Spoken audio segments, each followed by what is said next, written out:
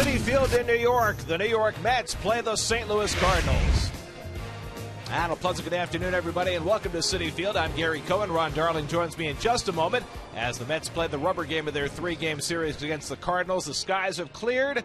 There's no rain falling. The game is going to get started on time, and it's a good thing because we have one of the best pitching matchups of the year here at Citi Field this afternoon as Matt Harvey tries to keep his unbeaten season going against Adam Wainwright, who has had an historic season so far with his walk-to-strikeout ratio. Well, Gary Harvey first, and he's been outstanding, only giving up 5 runs in his 5 wins, but his no decisions, he's been pretty good. Also, only giving up 16 runs in those 8 no decisions. So he's been great. The team is 8-5 in his starts. Wainwright's been outstanding. 2 shutouts so far this year. The bad news, though, for Wainwright is he seems to always struggle against the Mets. He's lost his last 4 decisions. His career mark against the Mets is 1-4 with an ERA over 7. But since the Mets beat him in St. Louis last month, he's won his last 4 starts. For the Mets, they tied up this series last night with good pitching by Dylan G, but perhaps most importantly, with a lot of power off their bats. Well, the hits have been hard to find with the Mets, and when they hit the ball at the ballpark, it really helps. Duda, though, now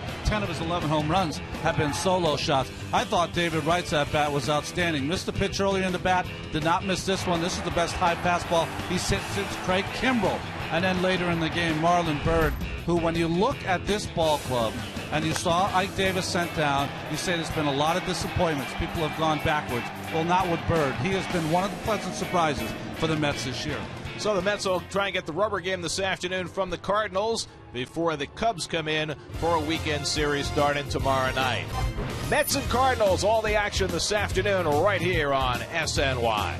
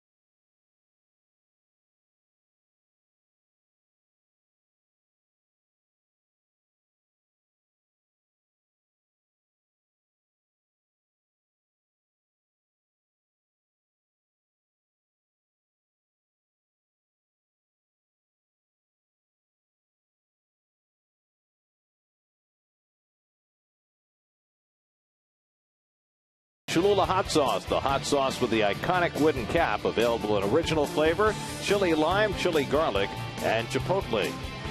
By StubHub. Next time you plan a trip to the ballpark, head to StubHub, where you can find great seats and earn great rewards. By Audi, truth in engineering. By TJ Maxx and Marshalls, 2 stores, 2 awesome ways to score. By Bob's Discount Furniture, proud to be the furniture store of the New York Mets. And by Dodge, visit Dodge.com or your local dealer today. Foreigner is coming to Citi Field for a post-game concert tomorrow night, presented by Dwayne Reed and Gillette Fusion Disposables to kick off the Mets post-game concert series. Catch Foreigner live in concert after the Mets-Cubs game. Get to Mets.com/Foreigner. Driver on the Majors presented by Volkswagen. Last night, the Diamondbacks got revenge against the Dodgers. 4 runs in the 12th inning. Martin Prado with a big RBI double, and they beat the Dodgers 8-6. Edison Volquez completed the sweep for the Padres against the Braves in a 5-3 victory. And Brandon Moss homered twice, drove in 3. Yankees fell to the A's 5-2. 10 straight home wins for the A's, who've now won 20 of 25 and lead the AL West by a game over the Texas Rangers. Matt Harvey making his way in, getting ready for his 14th start of the year. He has yet to lose a game this year. He'll try and best the best offensive team in the league today. First pitch is coming right up.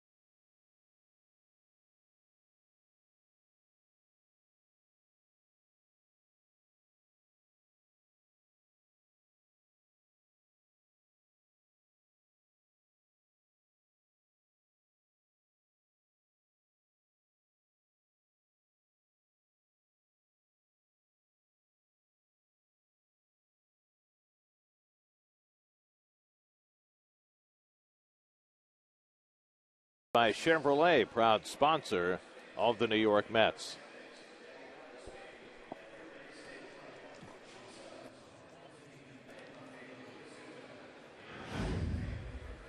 There's your Hyundai starting lineup for the Cardinals today.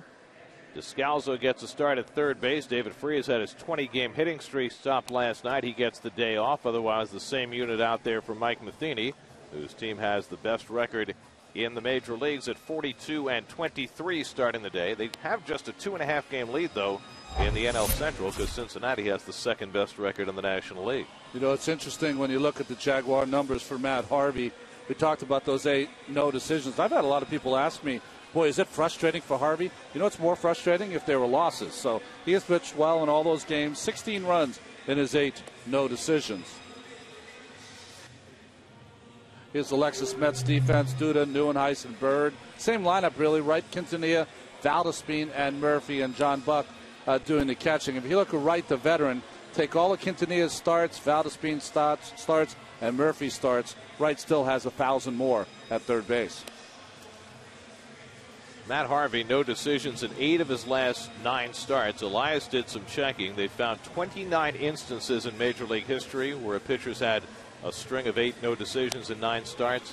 Of all of those 29 instances, Harvey has the best ERA in those no decisions, 2.66 over his last 9 starts. Matt Carpenter will lead things off for the Cardinals. Mets have cooled Carpenter off in this series. He came in with an 18-game hitting streak, but he's gone 0 for 6 in the 2 games so far. It's a cool afternoon, temperature in the mid-60s, wind blowing in from the east, so it is an unseasonably cool afternoon, but what was supposed to be a very rainy day turned out to be just a very rainy morning, and no rain at all as we're set to start on time. Harvey's first pitch of the afternoon to Carpenter is fouled off, and we're underway. And we've seen this in the last few times that Matt has taken the mound. Teams come out very aggressive against his fastball early. He has started most games with fastball and then followed with a curveball. Let's see if he stays with that same MO. Back to fastball, though. 2 in a row. Ball and a strike to Carpenter with Beltran and Holiday to follow. Harvey's last start was on Saturday. 7 innings. He allowed 1 run and 6 hits against Miami. A game that took 13 more innings after he was out of the game. There's his first off-speed pitch, and it's in for a strike with the curveball. It's 1-2. Carlos Beltran on deck. That's trying to hand the Cardinals a rare series loss this year. They've only had 2 of them so far this year. 1-2. And Carpenter lifts one toward the left field line. Over comes Duda. And Lucas runs it down for the first out of the game.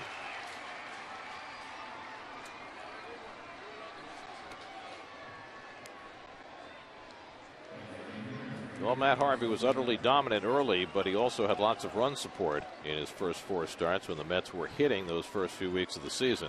Since then, reflective of the way the Mets offense has gone, Harvey's pitched well, but not gotten much run support. Here's Beltran, and he takes a fastball at 97 miles an hour.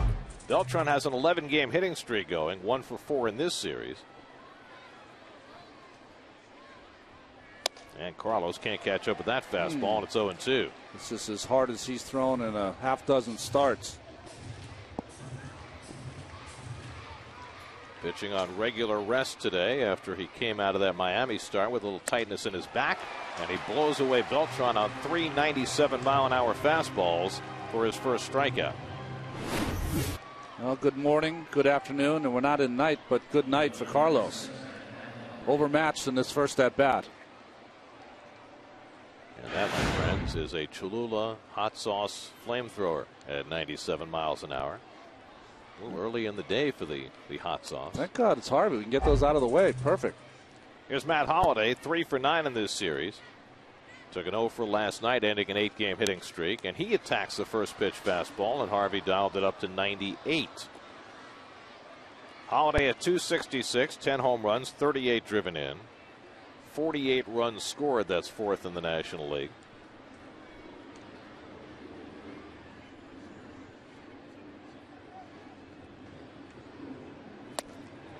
Well, Harvey feeling good about his fastball and not a whole lot of reason to throw much else right now, getting swings and misses. He's had 16 straight starts with at least 10 swings or misses, the longest current streak of any major league pitcher. And he's getting them early this afternoon. 0-2 to Holliday. Mixes in the curveball, and he goes around strike 3. Back-to-back strikeouts for Harvey in a 1-2-3 opening inning. Mets will come to bat against Adam Wainwright in the bottom of the first when we come back.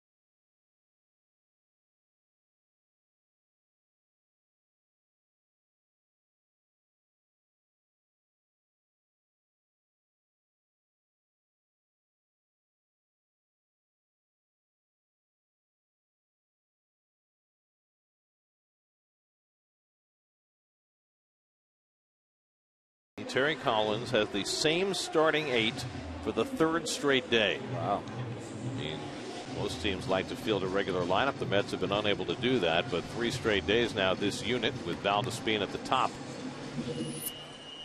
Going up today against 31-year-old Adam Wainwright. Well, 89 and 51 in his career. He's finished second in the Cy Young Award voting a few seasons ago as he's alerting his infielders to be ready.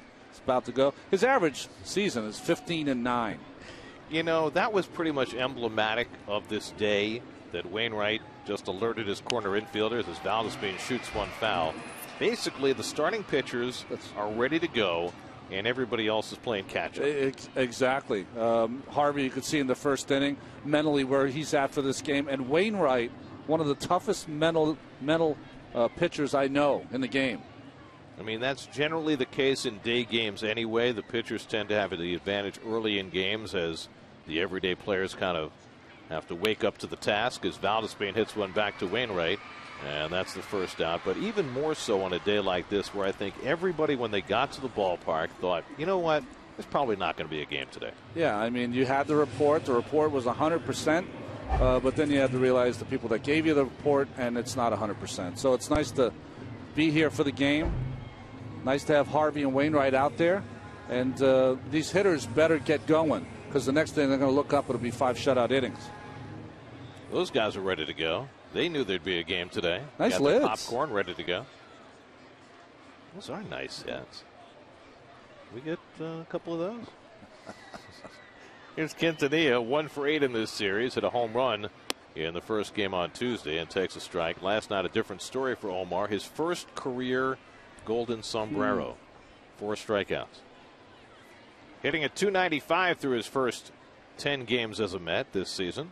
And the curveball from Wainwright, his signature pitch, in for a strike, 0-2. He can change speeds with it. He can make it break bigger or smaller. Throws a tighter one also. I mean, look at the intensity. Both he and Harvey are just locked in.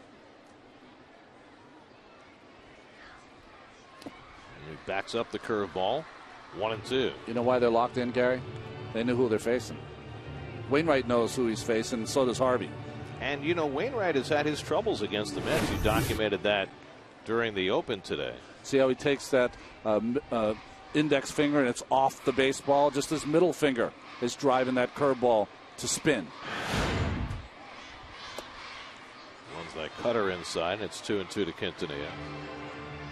Well, Wainwright, of course, began his career as a relief pitcher. The Mets saw him quite memorably in the postseason in 2006, but then became a starter the next year in 07. Missed 2011 with Tommy John surgery and bounced back last year with a good year and a much better year so far this year. Defensively behind Wainwright, just one change really. Holiday, Jay, and Beltran in the outfield. The change is Descalso at third base, Cosma, Carpenter, and Craig at first, and Yadier Molina, who seems to catch every day behind the plate.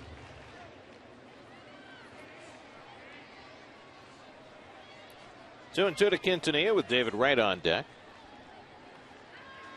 And Wainwright deals the fastball, foul back. Adam Wainwright just 1-4 in his career against the Mets. At high ERA, his highest against any opponent. Mets beat them 5-2, the only game they won in a 4-game series in St. Louis.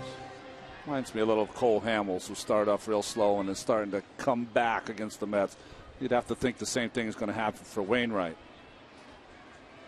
Curveball dribbled right at the plate. It's a fair ball. And Molina makes the easy play for the second out. I guess the difference is with Hamels, the Mets see him so often because he's in division. With Wainwright, at most, they're going to face him twice a year. Well, I was talking to Adam Wainwright about a couple of things recently, and he made this statement, which I found I enjoyed, but not everyone's going to enjoy. He said, I consider when I'm on the field, I'm the best athlete on my team, and I try to act accordingly. In many cases, he might be right. Originally drafted by the Braves, who traded him to the Cardinals in the deal that sent J.D. Drew from St. Louis to Atlanta, and it's been a great deal for the Cardinals. David Wright, 2 extra base hits last night, a double and a home run. 2 for 7 in this series. David said the suggestions are already pouring in on who he should select for the National League Home Run Derby squad. Might be a little more pressure than he anticipated. I like now this is a combination of home run hitters, and also I think it would be great show for the fans. Curveball, strike 3 call. We'll come back to it later. So Wainwright strikes out right with a curveball, and each pitcher has himself a 1-2-3 opening inning. David begging to disagree with Chris Conroy. It's a pretty good hook.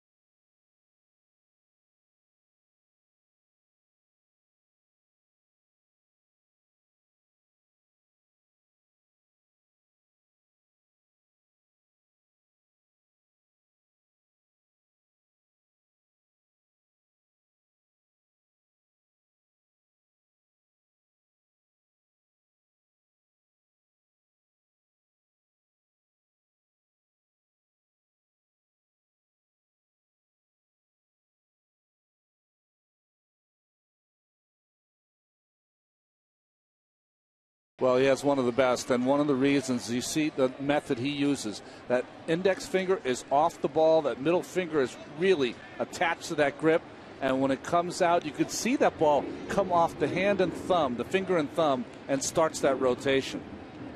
Now, how does not having your index finger on the ball help with the curveball? If you put your index finger on the ball, sometimes you have too much pressure on the ball. One finger on it, one finger off, puts all of that pressure on that middle finger and on the seam, so you don't have any pressure off the seam. Here's Alan Craig leading off the second, and he takes a fastball from Harvey for a strike. So does that allow you to get more rotation on it? It allows you to just have fingers on seams and get them turning. It's a great way to do it. He's got to have big hands to be able to do that.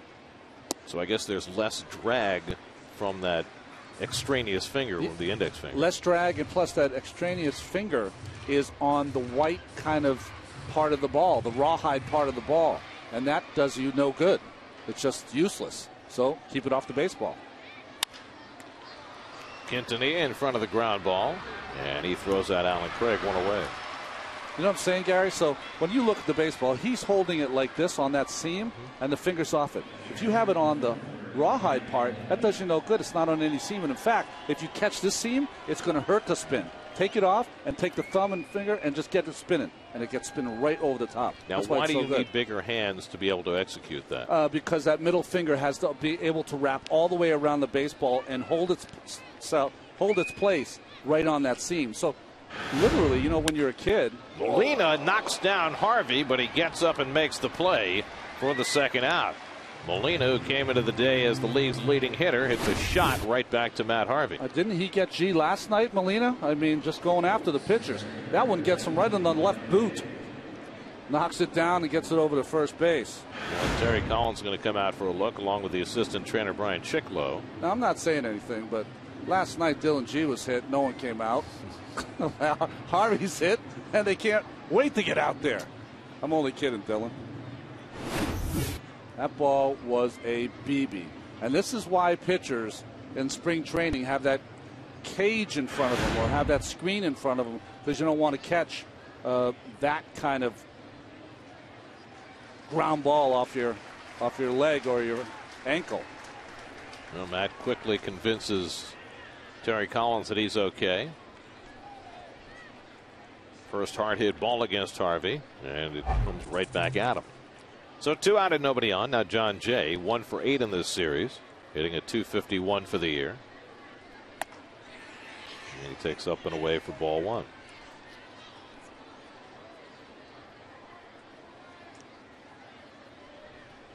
G had a couple of balls hit off him last night. He had the one off the wrist and the one off the leg. It's a tough Texan. Doesn't bother him. You don't want to get too many balls hit back at you. You get the Wally Whitehurst tag. Wally was a walking bruise at some point at the end of the year. It was like a pin cushion. Oh, he was a great guy. 2-1 to Jay. And Harvey comes up and in with the fastball and falls behind for the first time today. Daniel Descalzo would be next. Harvey's retired the first 5 batters. Behind 3-1. And Jay slaps one to the left side. Right runs it down, makes the turn, and throws him out. Side retired. 3 ground ball outs for Harvey in the second. Nice range by right going to his left. And able to make the adjustment to make the perfect throw. To the bottom of the second we go with no score.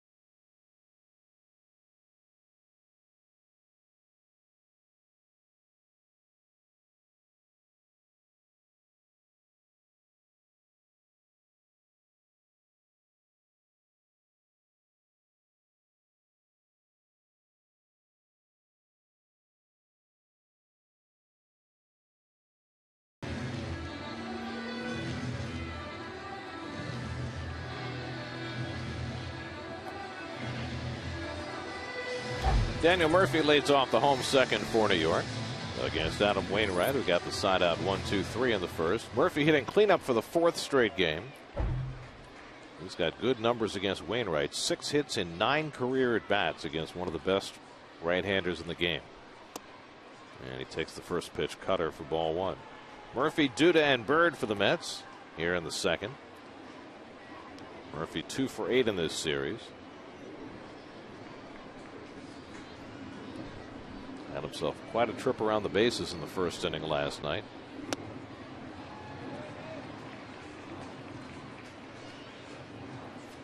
Drove in a run and then scored from first base on a single. It was just beautiful to watch. Digging the whole time. Picked up his coach, Tim Tuffle, and never lost stride.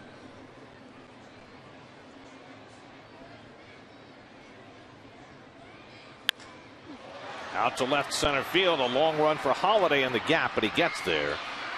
1 away. You know, it's interesting thinking back on that play from last night in the first inning. You know, players develop, but coaches develop too. And I think for Tim Tuffle, his second year now as third base coach, he's he's learned the league a little bit more. He can be more aggressive. And I also think there's a belief in him from the players. There's a communication between runner and player, runner and coach that's gotten better. And, you know, I mentioned Murph running hard last night and picking up the coach to wait for this first pitch to Lucas. You know, I know that players in my day and age looked over their shoulder, didn't look at the coach, didn't run hard from first to third. So you like to see that kind of energy from Murph. Here's the play from last night. Knows it's a hit because it's down the line.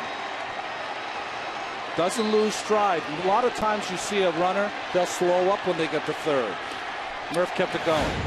Throw went to second, and he beat the relay home, and the Mets were able to steal a run. Duda had a big night last night, an RBI single and his 11th home run of the year. Chris Conroy, the home plate umpire, has one of those getaway day big home plate strike zones. So you better be swinging the bat if you're the hitters.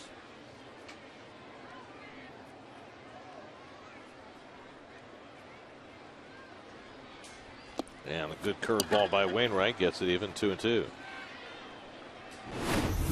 Wainwright's strikeout of David Wright in the first inning was the 1,000th of his major league career. Delino DeShields. That was your 1,000th? Yes. It's pretty good. He was traded for Pedro Martinez. Hard to believe I still remember. Well, he's got a good one today. Wainwright with his second strikeout. Again, it's the curveball. Now, during every Mets game, you can get interactive with SNY Game Day on SNY.TV, featuring pitch-by-pitch coverage, player cards, and in-depth stats. Check out SNY Game Day during every Mets game now on SNY.TV, your online home of all things New York sports. 2 out and nobody on for Marlon Byrd, who homered last night, his 9th of the year. Mets hit 3 home runs in the game last night, and now have 62 for the year.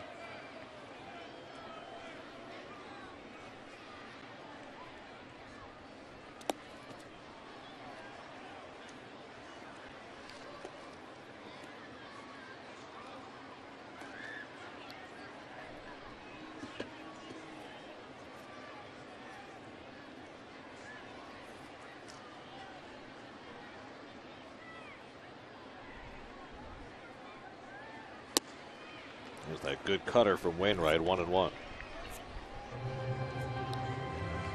Marlon Byrd right behind Buck and Duda, tied with David Wright for third in home runs on the Mets. Of course, Buck hit most of his very early in the year.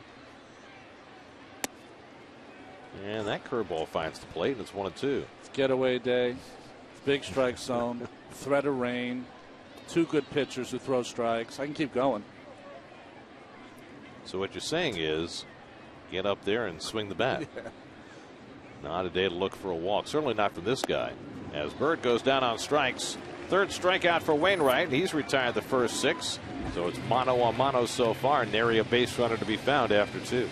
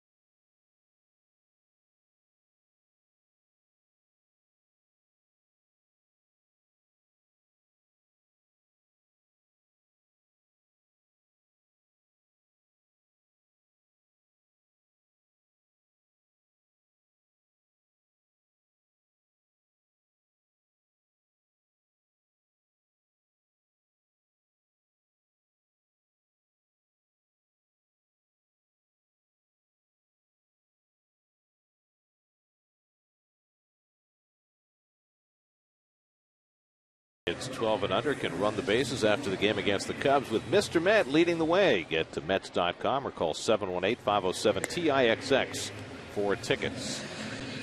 Matt Harvey struck on the left foot by a shot off Yadier Molina's bat in the second inning. But right back out there. I liked his reaction. He got in the dugout, and he was laughing at himself with the rest of the players. And that's the kind of attitude you want. You don't want a guy coming in and feeling bad about his foot. You want a guy coming in making fun of himself that he was got hit. Harvey will face the lower third of the Cardinals batting order in the top of the third. Daniel Descalso, his first appearance of the series, playing third base today, hitting .268, takes a fastball for a strike, and Harvey has used his fastball a lot early in this game. It's almost like he knows they're being aggressive, but he's going to keep throwing it until they get some hits. And as was the case in his last start against Miami, he hadn't thrown his changeup at all. Threw very few in the game against the Marlins, a pitch that he was throwing a lot earlier in the season. Well, I think what he felt was he was losing some fastball command by throwing so many changeups. It's been mostly fastballs and curveballs. There's a slider that misses, 1-2 to Descalso. Backdoor slider, nasty. Pete Kozma on deck, and then Adam Wainwright for the Cardinals in the third. Up and in. That turns him around, 2-2. Nothing wrong with that. I mean, with this Cardinal team that starts to creep over, leaning over that plate, make sure they know that that inside part of the plate's yours. And Descalso goes down. Third strikeout for Matt Harvey. One out in the third. When you brush a guy back, the next swing on a backdoor slider, he's just not going to have his heart in it. He's not going to be lunging over the outside part and fouling that ball off. Instead, swinging and missing. So 1 out now. Pete Kozma 1 for 8 in this series. Mike Matheny has talked about giving Kozma some more time off. Felt as though he has suffered from too much playing time, but not suffering there. He has the first base hit of the day for either side, a 1-out single.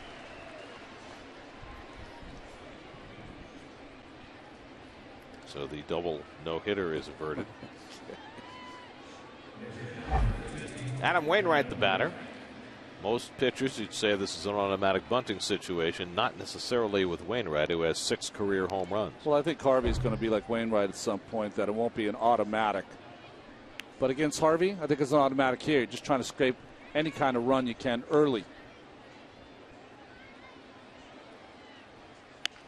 And bunts it down to Murphy, and he turns down the play at second, wisely so, and gets Wainwright at first. 3-4 on the sacrifice, moving Kozma to second. See if someone yelled to Murph. Oh, boy, someone yelled too, but luckily Murph took a look, realized he did not have a play there, and held it up and went to first base. I have to assume it was bunt, It right? had to be bunt. I mean, that's the catcher's responsibility. It was bunt hard enough to go to second, but Murph hadn't gotten in quick enough. And Kozma got a good break off the bag, and it would have been a very tough force play to get.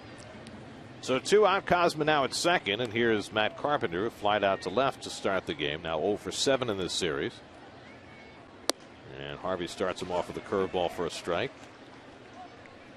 He has been awfully tough to score on in those big RBI situations. 2 for 19 with 2 outs and runners in scoring position.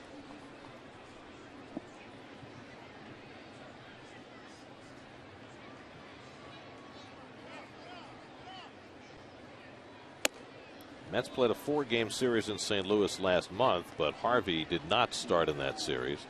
His only start against the Cardinals came last September, and he lost that game 5-1, went just 5 innings. One of the shorter starts of his career. That might be the shortest. I think he went 5 in San Diego once too. 2-1 to Carpenter, who's having himself a terrific year. Converted to second base this season, has handled it well. He's 4th in the National League in on-base percentage. And for a team that was searching for a leadoff hitter, he has settled into that spot. course, they lost Rafael Furcal before the season, out with an elbow injury. He would have been their leadoff hitter. Curveball smacked to right. Bird over toward the gap, diving, and he can't get it. Cosmo will come in to score. Carpenter to second, takes the turn, he'll head for third. Valdespin's relay throw is not in time. It's a triple and an RBI for Carpenter, and the Cardinals lead it 1-0.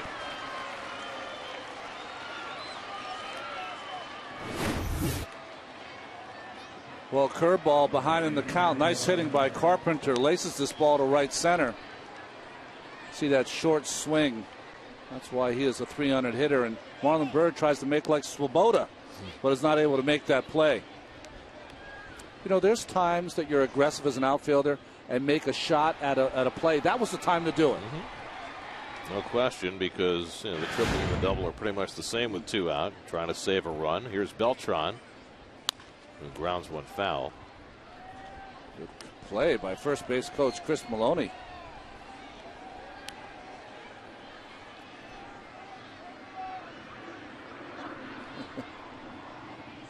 Beltran struck out on 3 fastballs his first time up. So Harvey started him off with a breaking ball this time. And comes back with a fastball away, 1-1.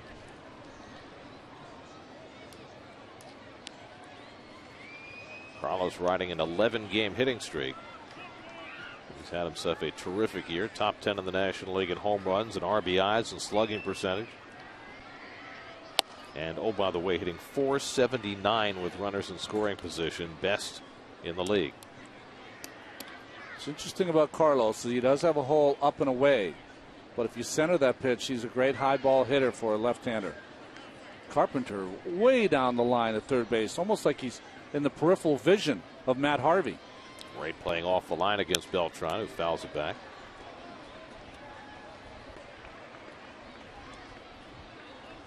Beltran leading the pack in average with runners in scoring position.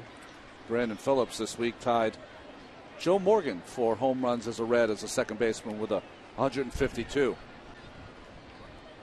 Cardinals have grabbed the lead here in the third. Harvey trying to limit the damage. 2-2 to Beltran, and he got him again with a curveball. 4th strikeout for Harvey, but the Cardinals get on the board. Matt Carpenter's RBI triple puts St. Louis up 1-0.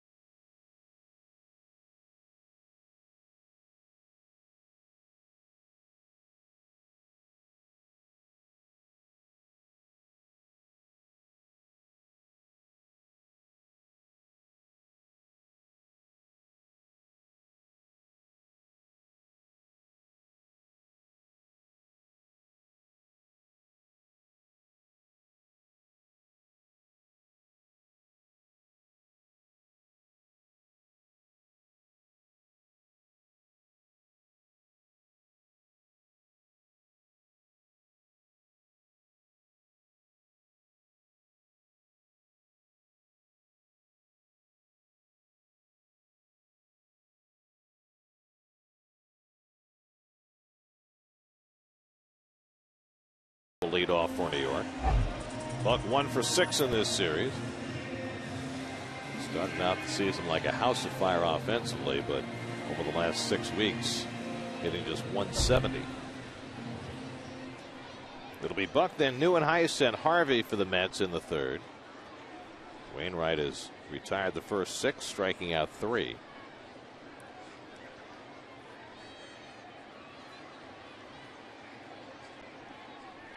Wainwright is off to an historic start when it comes to his walk-strikeout ratio.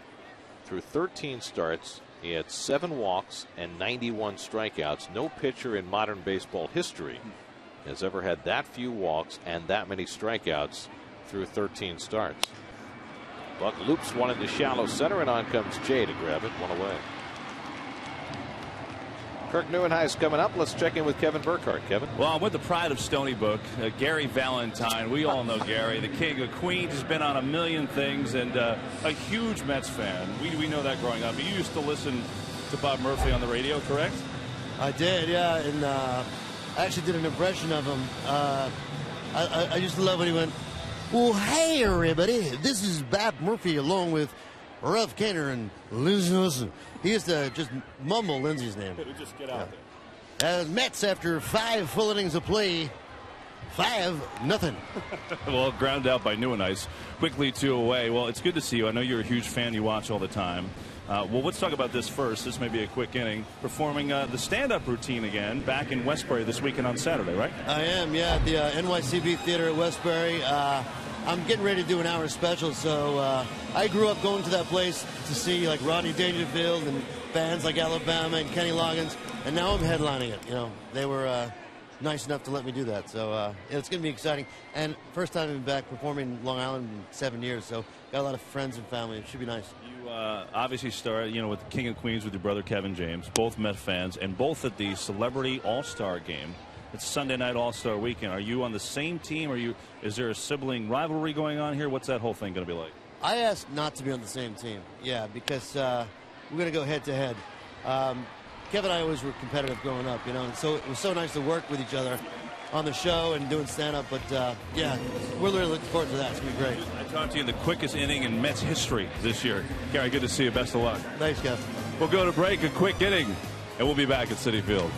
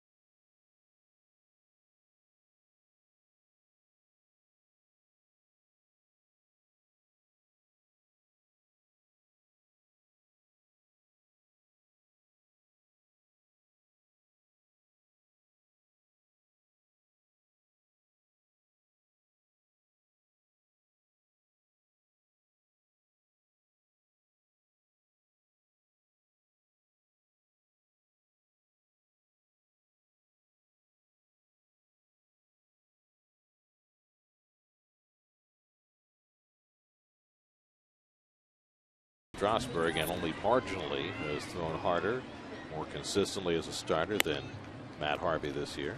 Got some good young pitchers in baseball, don't you? Mm-hmm. Gee. Well, it's a new wave. It really Wow. is. Clayton Kershaw's not even on that list. Jordan Zimmerman. How about the guy we saw last night? Shelby Miller. I mean, come on. Yes, we'll see Jeff Samardzija in uniform, but not on the mound. They'll miss him as they did in Chicago when the Cubs are here this weekend. Matt Holliday leads off in the 4th inning, takes a strike from Harvey. Holliday struck out on 3 pitches his first time up and questioned the veracity of that call by Chris Conroy, but Conroy has already shown he tends to have a very large strike zone today. Hitters, such big babies when they start the game and the strike zone's big. Just affects their whole game. Consistent so far has been Gibson. Harvey just threw his first changeup of the day. A ball and a strike to Holliday with Craig and Molina to follow. And he runs that one inside, 2-1.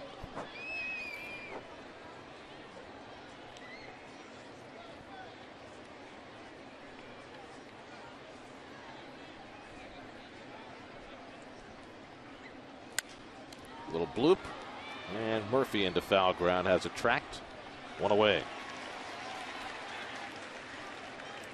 There are your city probables for the series against the Cubs. Sean Markham looks for that elusive first win again tomorrow night against Edwin Jackson, who has really struggled after signing a big contract with the Cubs. John Neese goes Saturday against Scott Feldman. Got to watch his bat. And then Jeremy Hefner Sunday against Matt Garza, who is just starting to get into shape now, or at least into pitching shape after coming off the disabled list. Alvin Craig swings and misses. Markham's just hoping this game doesn't go into extra innings. Well, he's due for another 8 today, isn't he? If that's the case. Craig grounded out to short his first time up.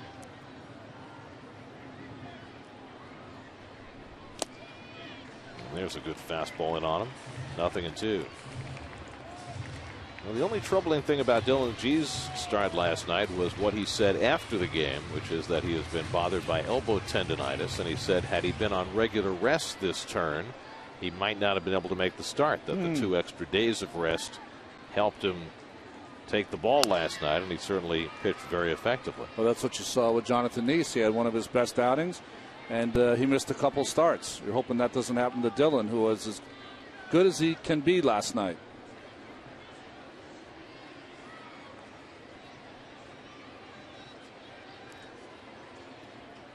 Harvey and Buck trying to get on the same page. 1-2 to Craig, and it bounces in there. As a consequence, because of G's elbow issues now, and with Neese's shoulder problems having been in the recent past, Terry Collins is talking about when Zach Wheeler comes up next week, going with 6 starting pitchers for a couple of turns through the rotation, just to give these guys a little extra rest. 2-2, and Craig fouls it back. Well, if you decide to go to a 6-man rotation for a couple of turns, it'd be nice to push the pitchers, starting pitchers, a little further. Right. You know, get to 110 to 120 as far as the number of pitches. Well, Harvey's already shown he can do that.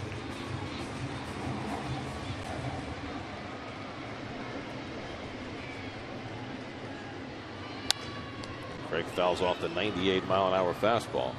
You know, they're going to have to give some thought to that, won't they, the Mets as an organization, that when they do have these young pitchers that they think are going to be quite capable as starters, Wheeler, Montero, and others, Harvey, of course, who's here, about thinking about putting them on a program where they get to 120 as their number instead of 110.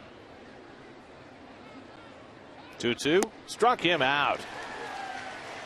Harvey gets Craig. That's 5 strikeouts for Matt, 2 out. You know what he did differently than the pitchers have done against Craig in this series? Get the ball down. Craig is a high ball hitter, belt and up. And his curveball, both fingers are on top. He really just pulls on the baseball. Wainwright spins it. He just gets it to the highest point and pulls down on it. Now Molina, who banged one off Harvey's foot and was thrown out his first time up.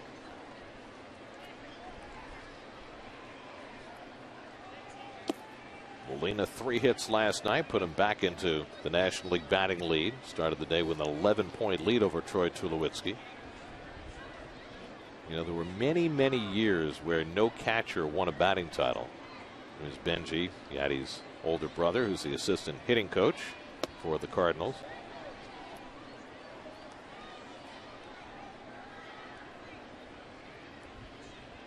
Ernie Lombardi won a couple of batting titles, the last one in 1942, and then nobody won another one as a catcher until Joe Mauer, who's now won 3 batting titles for the Twins. And then Buster Posey won the batting title with the Giants last year. So all of a sudden, batting titles by catchers are not quite that rare thing anymore. Harvey behind 3-1, and Molina takes inside, ball 4. First walk given up by Harvey, who's averaged just 1.8 walks per 9 innings. Not quite in Wainwright territory, but not bad at all.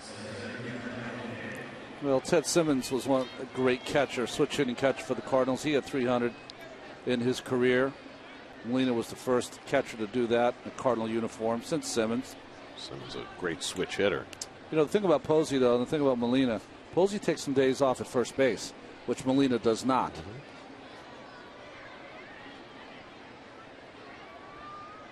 John Jay grounded out to right his first time up, and he takes a strike with a curveball.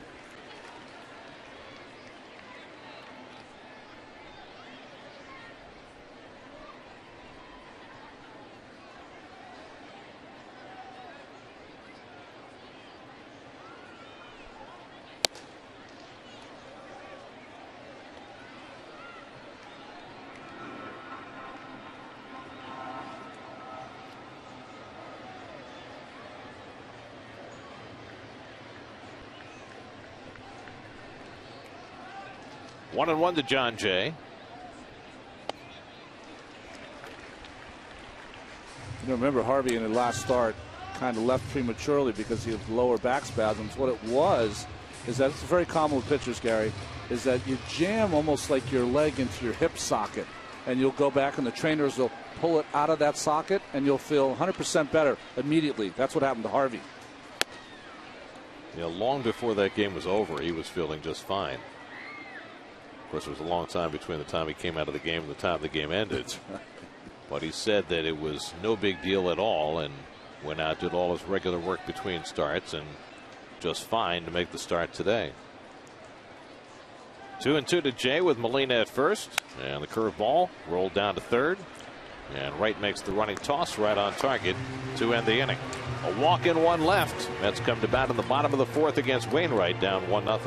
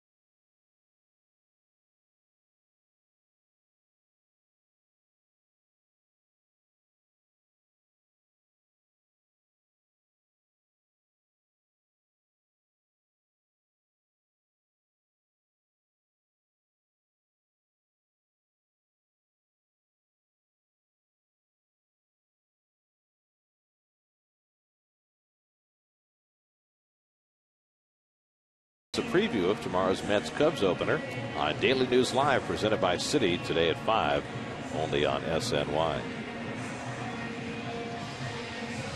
And Wainwright up among the elite in his career. There's not a lot of base runners so far this afternoon. 9 up and 9 down. Second time through the batting order, Jordani Valdespin, who hit a comebacker his first time up.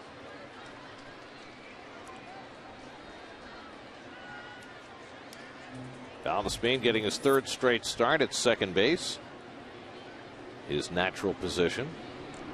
And getting a chance to lead off. And bluffs the bunt on the curveball and takes it outside for ball 1. See that little subtle gesture by Molina?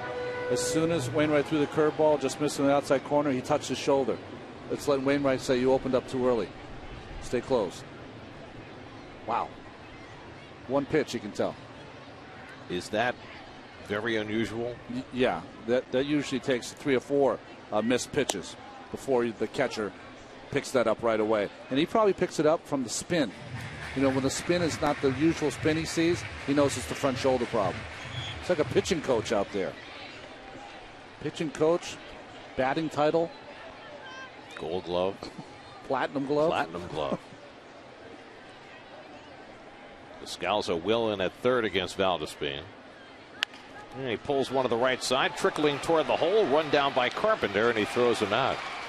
Carpenter, for a guy who is new to that position, looks awfully smooth. That was a heck of a decision by Craig not to go after that ball. I think Wainwright would have been there, but a tougher play on the run. Couldn't get it, came back to the bag, figured out that Carpenter was playing the pull and made the play.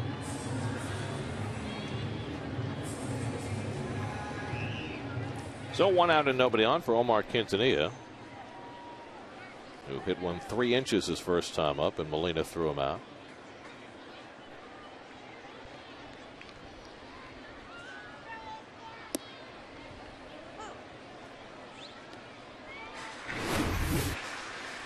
Well, you see at that first base side of the dugout, first base side of the rubber, sorry, and that step and the clear with the left hip, you tuck the glove in and the follow through. Quintanilla, the 1 hopper to 3rd, and Descalzo with the overhand throw, 2 out. But Wainwright's an interesting guy because he positions himself differently on the rubber, depending on who he's facing. Well, when you see him, he's got a lot of Carpenter in him. The way he stands there and is ready to go. And what I like about Carpenter is that, what I like about Wainwright is that he's a pitcher, you know, and what do I mean by that?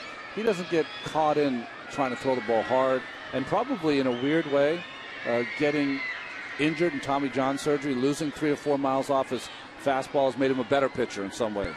David Wright bats with 2 out and nobody on, and Wainwright got him looking at a curveball his first time up and starts him with a curve for a strike. Well, earlier in the game, he was moving around the rubber a little bit, but not now. He's staying right on that first base side of the rubber. Well, it's working for him.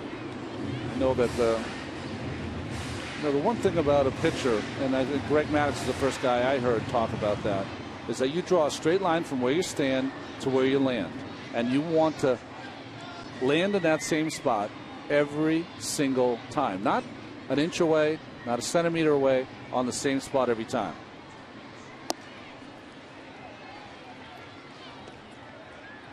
When you throw on the side and all those extra sessions, that's what you work on. Usually you figure it out right when you start to lose your stuff.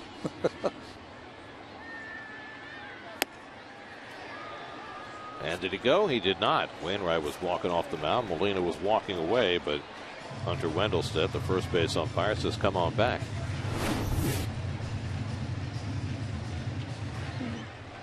Close. Depending on where you're looking, what dugout you're looking from. Certainly could have made the case that he swung, but David gets another life.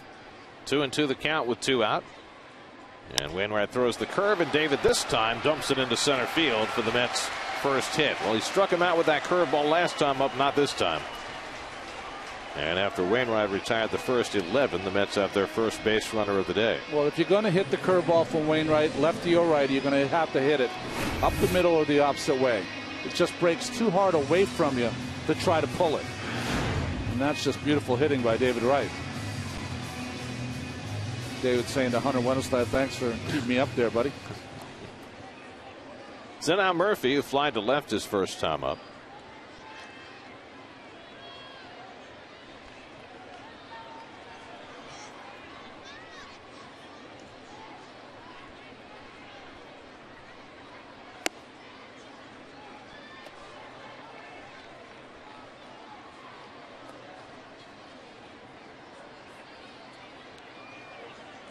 I was telling our truck before that he was pitching from different sides of the rubber. Well, he is when he's in the stretch.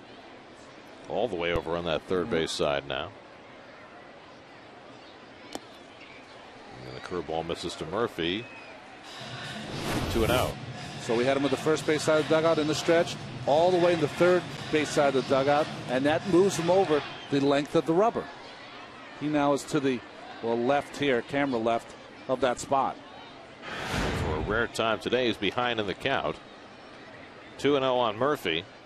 If you're thinking stolen base, forget it. This combination, Wainwright and Molina, impossible to run against. Wainwright hasn't given up a stolen base all year, and Molina, of course, is the best there is in the game.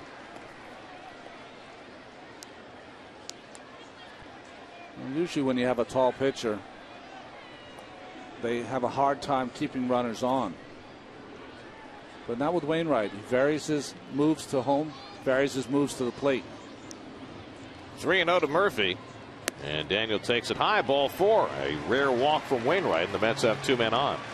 Only the 8th walk this season for Wainwright. He has that rare combination of more wins than walks. The last guy I can remember who for a full season had more wins than walks was Brett Saberhagen with the Mets in 1994. Won 14, walked 13. I don't know how. Oh, and by the way, struck out 143. 10-1. So Lucas Duda bats with 2 men on. Lucas struck out his first time up. Mets could use Duda to start launching them long balls with some people on base. Hit a solo shot last night into the visitors' bullpen. And takes a strike. 1-1.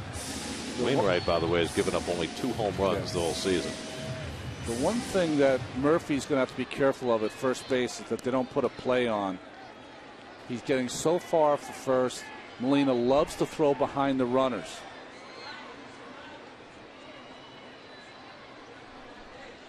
1-1 to Duda. And Lucas launches one deep right center field. Back in the gap goes Jay to the wall, and just enough room to make the catch. Duda that close to a 3-run homer.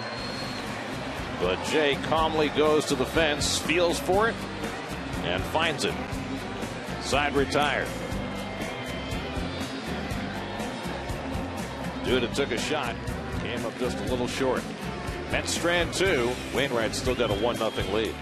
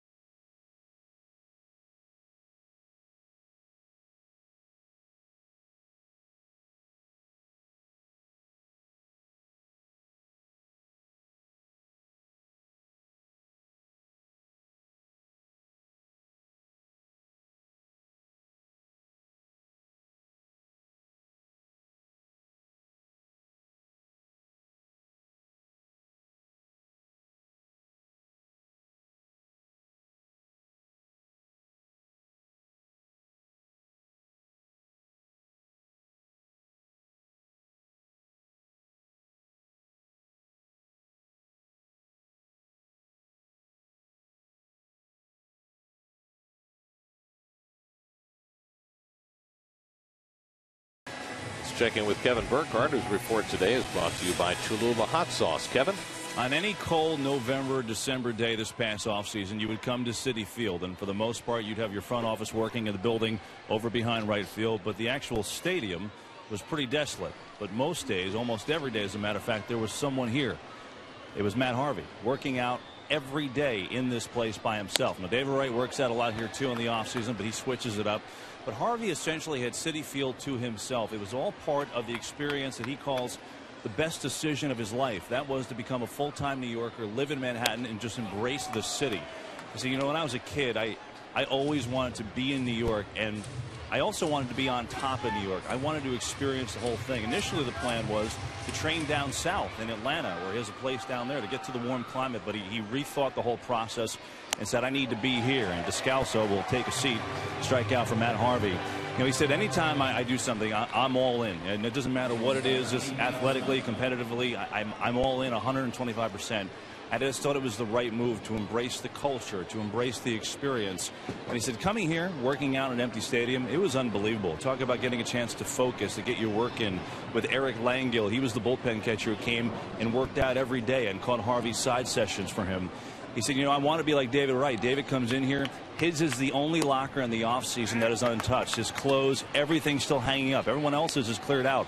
I want my locker to have all the stuff the same throughout the entire year. Guys? Great piece, Kevin. Wow. There's a result to all that, you know. Yes, there is. I used to go to Shea Stadium. I lived here in the offseason too, Kevin. Used to go to Shea Stadium. Little different atmosphere. No heat. But I will say it was the best thing I ever did. Working in those Spartan kind of conditions, it was a good thing for you. There was a place called the Downtown Athletic Club where I would go to get, you know, the weight training and all those different things. Play some hoop down there. It was great. And the other thing I did, maybe different for Matt, you know, the minimum for rookies was, you know, so low in those days that I didn't know a lot about New York. But living in the city, I did every single little league dinner, bar mitzvah, whatever it took to pay my rent. And I got to know all of Long Island, New Jersey, all the tri-state area. It was the best thing. Met fans everywhere I went. Cosma pops one up into shallow center. Valdespin out. Nieuwenhuis in, and Nieuwenhuis can't make the sliding catch, and Cosma winds up at second. Nice effort by Nieuwenhuis, but he comes up just a little shy, and Cosma has a pop fly double. Well, I think the problem here is that Valdespin at some point had to bail. Good hustle by Valdespin to get out there, but right there, when you hear the outfielder calling for it, you've got to peel off just as fast as you can, because he's trying to concentrate on the ball and then also sees you in the corner of his eye. Good hustle by Valdespin, but as soon as you hear the call, bail quickly. So Cosma's 2 for 2. He scored the only run of this game. Now Wainwright bats. He sacrificed his first time up. And thinking about bunting for a hit. Thinking about dropping one down toward third base where David Wright was playing back. Ronnie, just wanted to say one more thing off your comments. Harvey echoed those thoughts. He said wherever it was, you know, I thought being involved in the community was a huge thing. The fact it was here was great. And how about this quote? As far as being here at Citi Field the whole offseason, I want to bleed and sweat in this stadium. I mean, if that doesn't give you chills as a Mets fan, I don't know what does. He gets it, man. He does. But there's another whole piece to that, too, which is that any kid who grows up in the suburbs outside New York has this feeling. And, you know, he grew up in Mystic, which is a little past the New York suburbs, but he still was New York-centric. Everybody wants to live in the city. That's right. And every kid in the suburbs envies the kids who live in the city. Right at Valdespin, and he bobbles it, but still has time to throw out Wainwright for the second out. Cosma moves to third.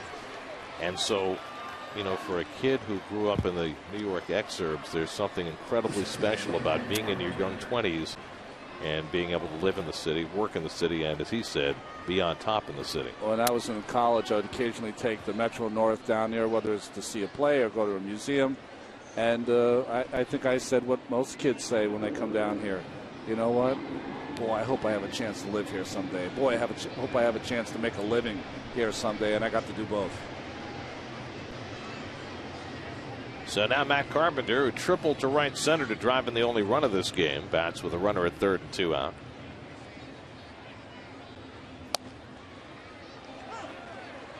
Hit a triple off the curveball. Good try by Bird. Counters now with a, I believe that was a, I think it was a slider away that just did not slide. I don't think it was a changeup. Maybe a two-seam fastball. Buck setting up inside. And he hits the fastball on the ground to Valdespin. Handles this one cleanly, and that retires the side. So Harvey works around that pop fly double. We're halfway through now at Citi Field. 1-0 St. Louis.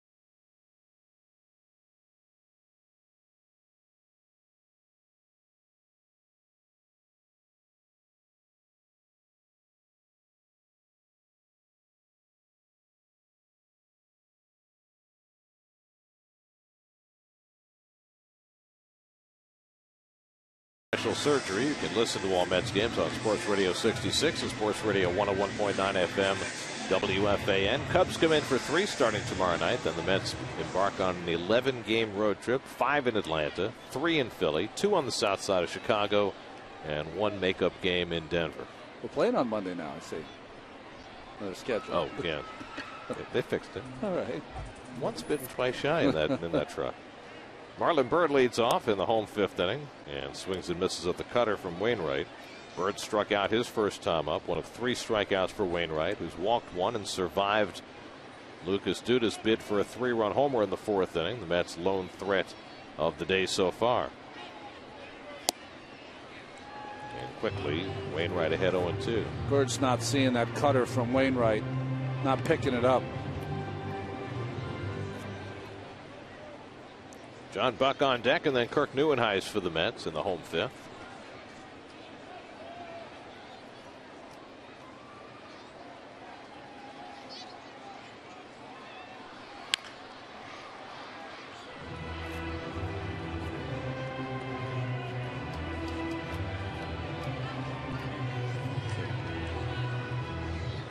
Wainwright trying to become the first 10-game winner in the major leagues this year. He's won each of his last 4 starts since the Mets beat him in St. Louis last month. 2.34 ERA, 6th in the league. He's having a terrific year. A ball and 2 strikes to Bird. Got 2 shutouts on the season, 6 in his career.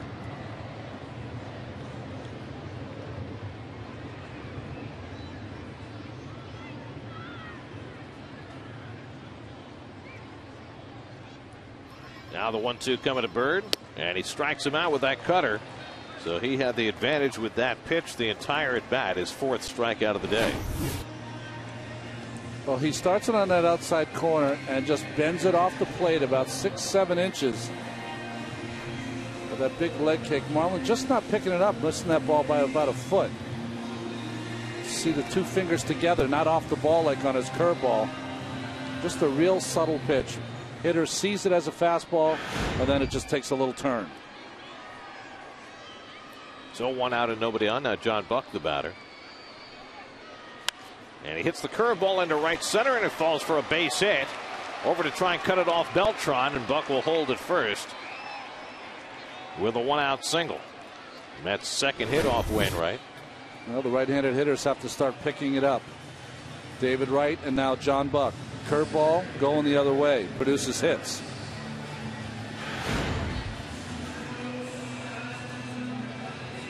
So 1 out and 1 on, and now Neuenhuis.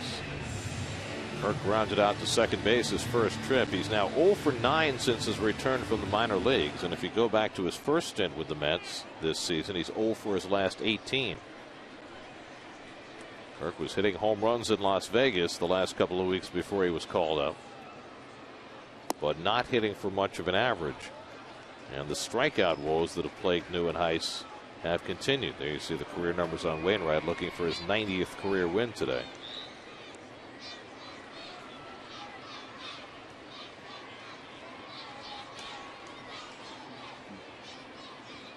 Molina setting up inside, and he dents that inside corner with a cutter, and it's 1-1. You know, against Lucas Duda, Wainwright went to the right side of the mound, closer to the third base, and now he's back to first base side of the mound, changing it up.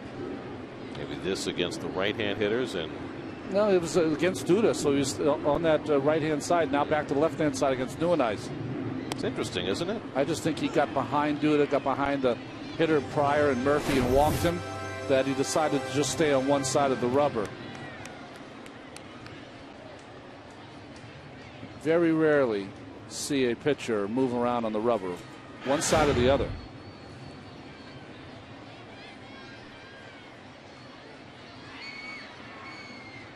One and two now to Neuenhuis, and he misses with a curveball. You know, watching Wainwright throw his cutter so effectively in this inning, it reminds us of Chris Carpenter, of course, is out injured, as one of the best cutters in the game, and you wonder the kind of influence that Carpenter has had on Wainwright over the last half dozen years. Huge. They had a real close competition. They worked out together, doing the stairs in St. Louis. And he gets Neuenhuis with that cutter. Fifth strikeout for Wainwright, 2 out of the inning. Neuenhuis at times has got to be feeling, boy, does anyone make a mistake here? Cutter in on the hands and diving. And that grip again, unlike the curveball, both fingers close together and just squeezes it inside and down to Neuenhuis. So 2 out, Buck still at first, and now Matt Harvey, who grounded out to short his first time up. That's down a run in the 5th inning, and off the end of the bat, a foul ball. The way Wainwright's throwing, Harvey might have to have one of those little league games, find something middle of the plate in. You know, watching Harvey hit, Gary, the hit he got in Chicago, he really covers that middle of the plate in better than anything away.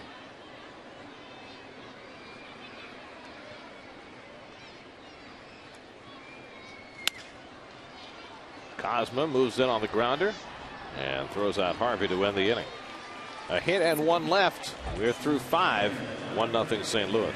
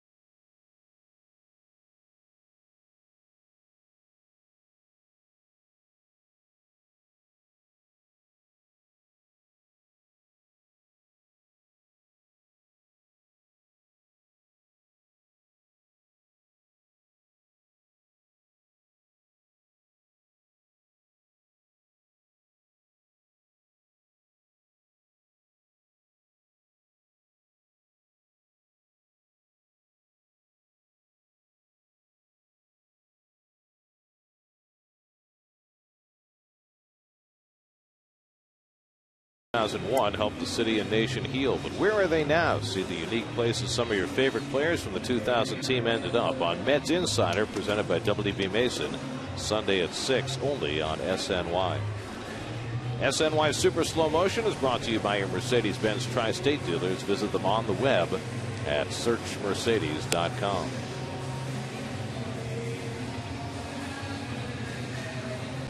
Let's look at today's AT&T trivia question. The only two catchers in the last 70 years to win batting titles. I think we sold the farm. Well, but let's see if people were paying attention.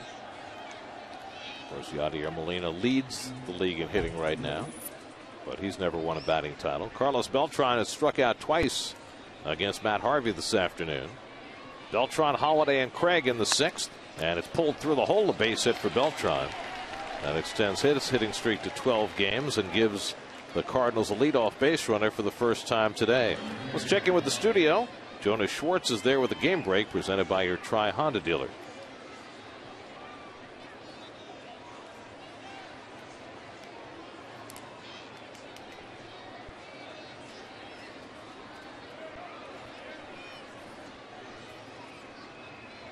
Tonight for Las Vegas, Zach Wheeler will make his final minor league start before being called up to start in Atlanta on Tuesday. Matt Holliday is 0 for 2. Struck out and fouled out. I thought it was very interesting what Terry Collins said today about Wheeler's preparation to come to the big leagues. He said that they moved him from starting last night to starting today to give him an extra day of rest in his last minor league start, so that he wouldn't have an extra day of rest before he pitches Tuesday. It's interesting, right? They felt as though he's going to be amped up enough, and if he had an extra day of rest, he might be too strong. They think out every little thing. Well, they need to think less. You know, just put him on his day and let him fly. I mean, that's what he's been doing, right? I remember how I kind of found out that I was going to be a call-up in September of '83 was that the Tidewater, the AAA team, was going to be in the playoffs. And was Zach Wheeler's numbers. And they made the announcement who was going to start in the series. And I was not one of the starters for Tidewater. And I was like, well, either I've been traded, or I know I'm one of the top 3 starters here, or I'm going to the major leagues. And thank God it was the latter. Did they eventually tell you, or did you have to read the tea leaves? No, they told. I got called in that day. It's one of the greatest moments for a ball player. I'll tell you that. Mm-hmm.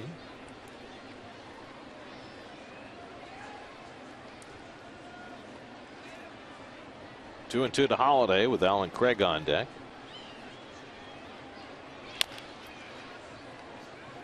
The other question that Terry was asked about Wheeler's imminent arrival is when he would actually arrive.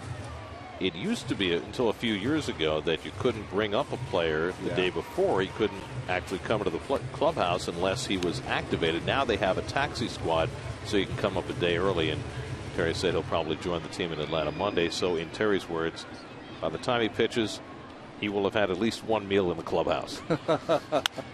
Back through the middle. Over goes Valdespin to make the step and toss for the double play. Valdespin nicely to his right for the 4-4-3 double play, 2 out. Well, the most important part of this play was that Valdespin, the ball is tipped by Harvey, which slowed it down. Got a little off his back foot again, but Valdespin stayed with it, and that's a fine play. He's got that good range because of that great speed. Circles that ball, gets it on his forehand, not his backhand, and knew he had plenty of time with Holiday running to make the play. Only mistake he made was after he turned the double play, started to run to the dugout. He thought there were 3 outs. Well, yeah. What do you want, everything? Craig hits one up the middle past Quintanilla, and that's a 2-out hit for Alan Craig. It's the little things. So that's 5 hits now off Matt Harvey. Well, talking about that, Joe Smith, our good friend, right, that came up with the Mets, right, the side armor. Mm-hmm. Now in Cleveland. He struck out a batter to get the save to end the game on a backdoor slider and was walking into the dugout because he thought it was the end of the 8th, not the end of the 9th. I remember that, right? And the catcher had to say, hey, it's time for us to shake hands. Here's the ball. Game's over. He was locked in. Here's Molina. Walked his last time up after banging it off Harvey's foot his first time. And he takes the curveball for a strike. This is where Molina, he's such a smart hitter, and I think it comes from being a smart catcher, too. Knowing how pitchers are going to pitch you. Looking for the middle of the plate in, looking to go deep in this at-bat with 2 outs. Something, by the way, that Molina has never done against the Mets in the regular season, which is obviously hugely ironic since he hit a series-winning home run in Game 7 against the Mets in 2006. But never has he homered against the Mets in the regular season. Heilman, right? Off Aaron. Top of the 9th. What was the big home run, though, that was off Billy Wagner earlier? Taguchi. Yes. Game 2. That was huge.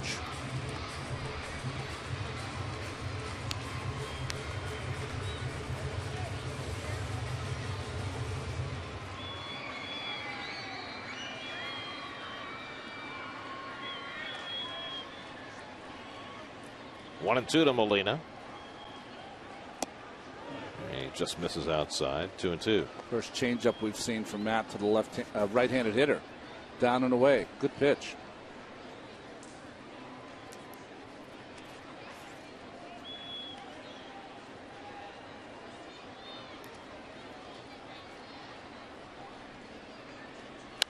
And Molina fouls off the 96-mile-an-hour fastball. So we've seen him go away from his changeup the last couple of starts. One thing he hasn't done lately, and that's probably why his strikeouts have been a little down, maybe, is that high riding fastball that he threw up and into righties and up and into lefties. He has not used as much. Struck out 6 today. Already had 101 strikeouts for the year. And he strikes out Molina with the high heat. Just what you were calling for. 7th strikeout of the day from Matt Harvey. Takes care of Molina with some high cheese. To the bottom of the 6th we go. 1-0 Cardinals.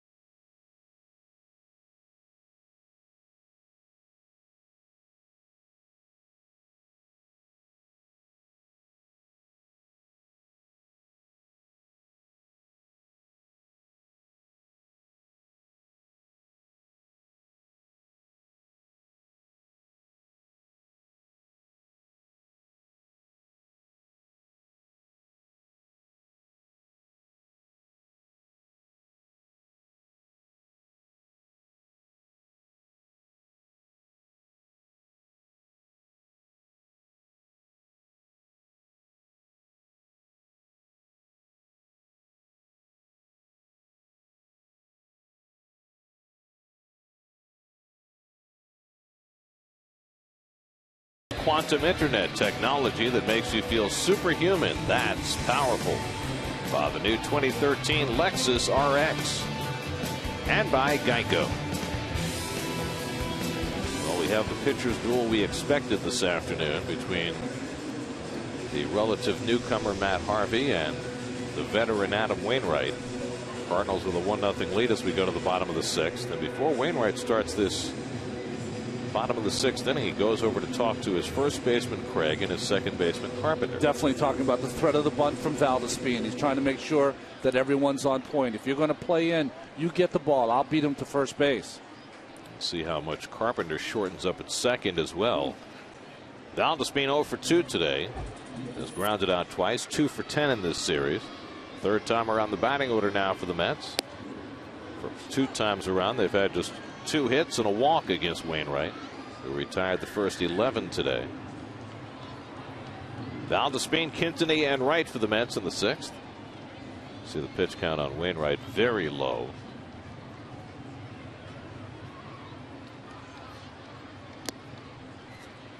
And he misses with a curveball, 1-1.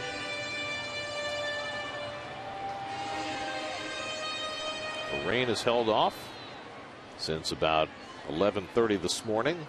Grounds crew came out, peeled the tarp off, and what was supposed to be a torrential rain has not existed this afternoon. 2-1 the count to Valdespin. And both these pitchers, Wainwright and Harvey, came out from the very beginning of this game dominant. And Harvey has gotten virtually no run support the last 10 starts, and it's been the same story again today. That's why he's had 8 no decisions in his last 9 starts. Valdespin screws himself into the ground, 2-2.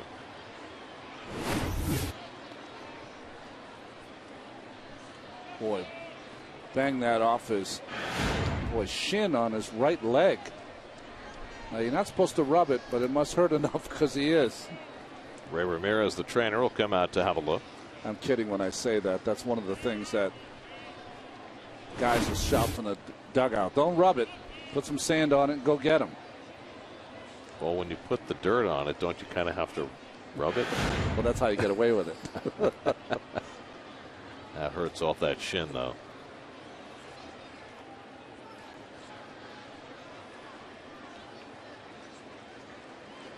It's like numb right now, trying to get some feeling back in that right leg. Need to wear the shin guard inside the soccer sock like the soccer players do. Yeah, right. Of course, then they go down like they're shot anyway when they get kicked in the shins, or not. Talk about drama. Valdespin now has something in his eye. All right, now he's ready.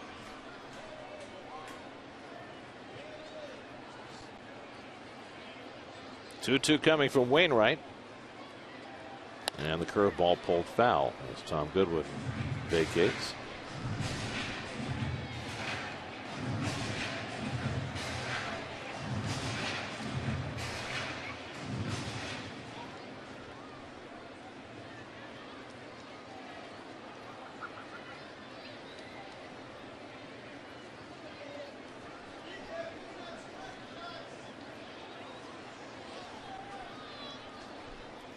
Again, the 2-2, and Valdespin hits one out to right center. Back goes Jay, got a bad read, and then recovers to make the catch. Well, Jay took the great circle route to that ball. Wound up making the grab and then winding up on his rear end. Well, we got some windy conditions here, so that ball moved as it was headed for center field. But the one thing you saw in Jay's eyes, he never took him off that baseball. Saw Alan Craig in the first game of the series fall back against the fence and almost hurt himself, but more of a cushion in the grass there for Jay. So 1 out and nobody on. And here's Omar Quintanilla, who's been up twice and grounded out both times. 1 for 10 in this series. And he takes a fastball for a strike. Was that shot of the 73 flag a reference to Rusty Staub hitting the fence at Shea Stadium, which at the time was unpadded and wrecking his shoulder? Yeah, it was just wood. So a lot of people hit those unpadded walls and get hurt. Padding on fences didn't become a regular thing in Major League Baseball until the 90s.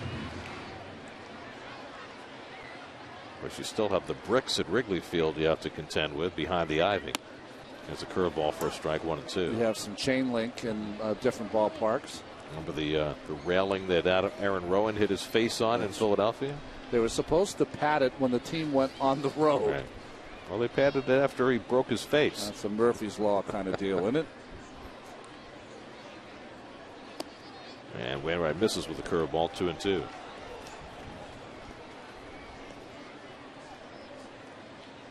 David Wright had the Mets' first hit today. He waits on deck. John Buck has the only other hit against Wainwright, who has walked 1 and struck out 5.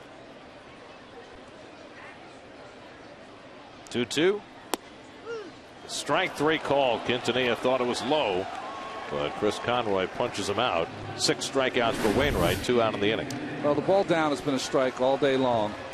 I think that's too low. I think he definitely has a complaint. Quintanilla. It's almost like Molina gets the benefit of the doubt there behind the plate too, doesn't it? It's not supposed to work that way. I know. So 2 out and nobody on. Wainwright, who has really struggled against the Mets over his career, having himself quite an afternoon so far. Here's David Wright, and David pulls one toward the hole, a base hit. So Wright has 2 of the 3 Met hits. Base hits his last 2 times up against Wainwright, and Daniel Murphy will get the call. You know, Gary, you're alluding to those numbers. Lost his last 4 against the Mets, 1-4 in his career with a 7.29 ERA coming in. You know who knows those numbers better than anybody? Wainwright. Sure. You know, it gives you a little extra incentive to try to right that ship. Well, it's not like he's never had any success at Flushing, because those numbers don't include his greatest moment against the Mets. Let's just say it started with a bang. I mean, he was great throughout that series in '06, but of course the signature moment was his strikeout of Beltran that ended that series. And now, in an ironic twist, Carlos is his teammate.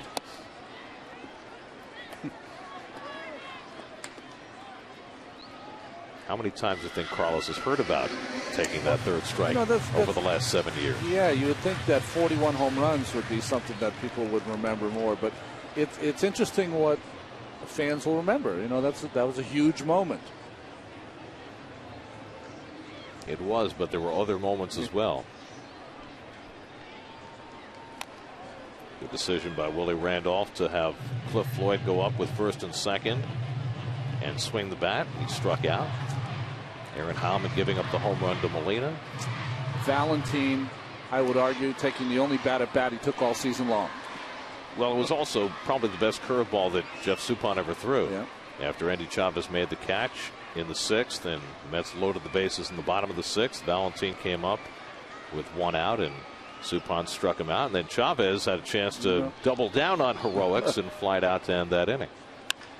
Ground out ball to 2nd, and Carpenter's got it, and that retires the side. So Wainwright continues to own the Mets this afternoon, working on a shutout through 6.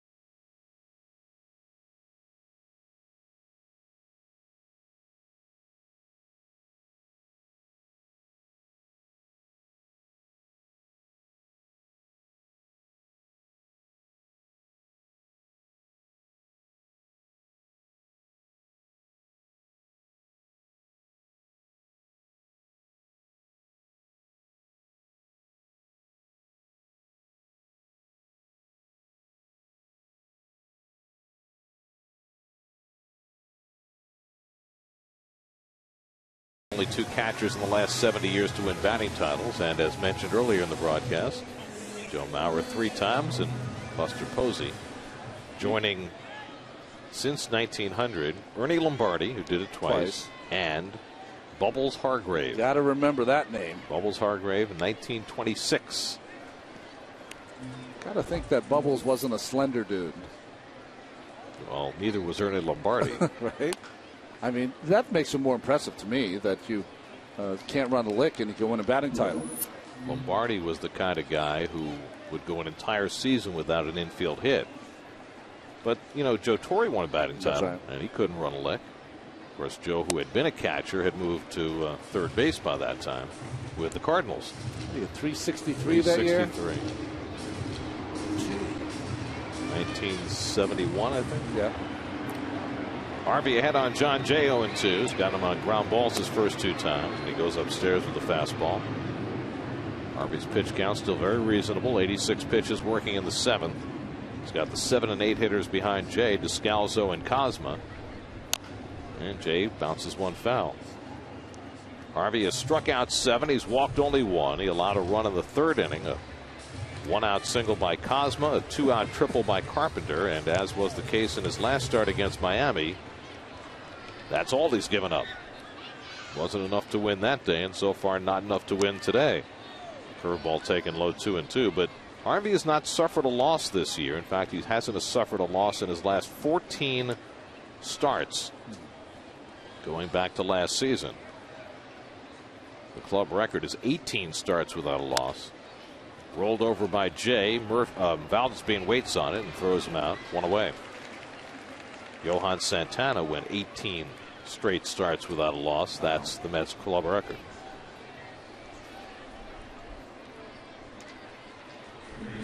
Here's Descalzo, has been up twice and struck out both times.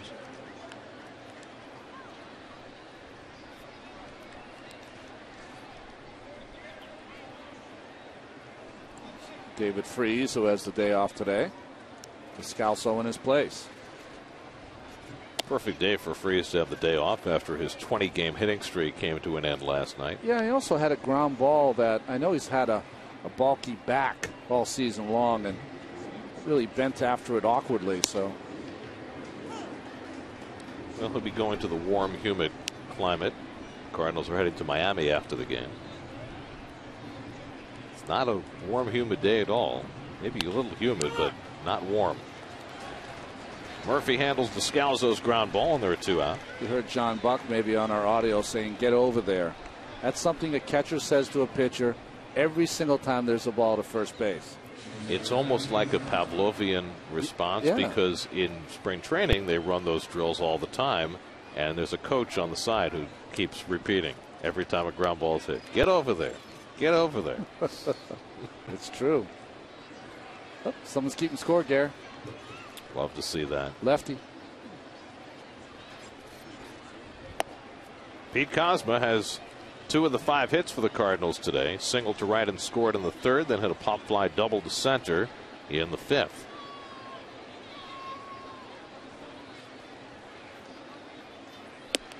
And Cosma takes one for a strike. Change up 1-1.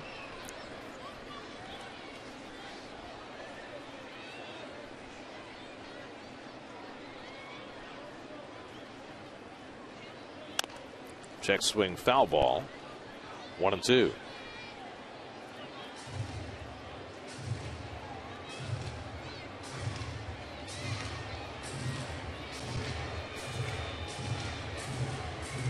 See that flasher there. What's David behind Sandoval? 200,000 votes or so? Something like that. Sandoval on the disabled list now. I don't know what impact that's going to have on his all-star status, or for that matter, the voting. But David lost out to the Panda last year for the starting nod. Here's the 1-2. Pop foul.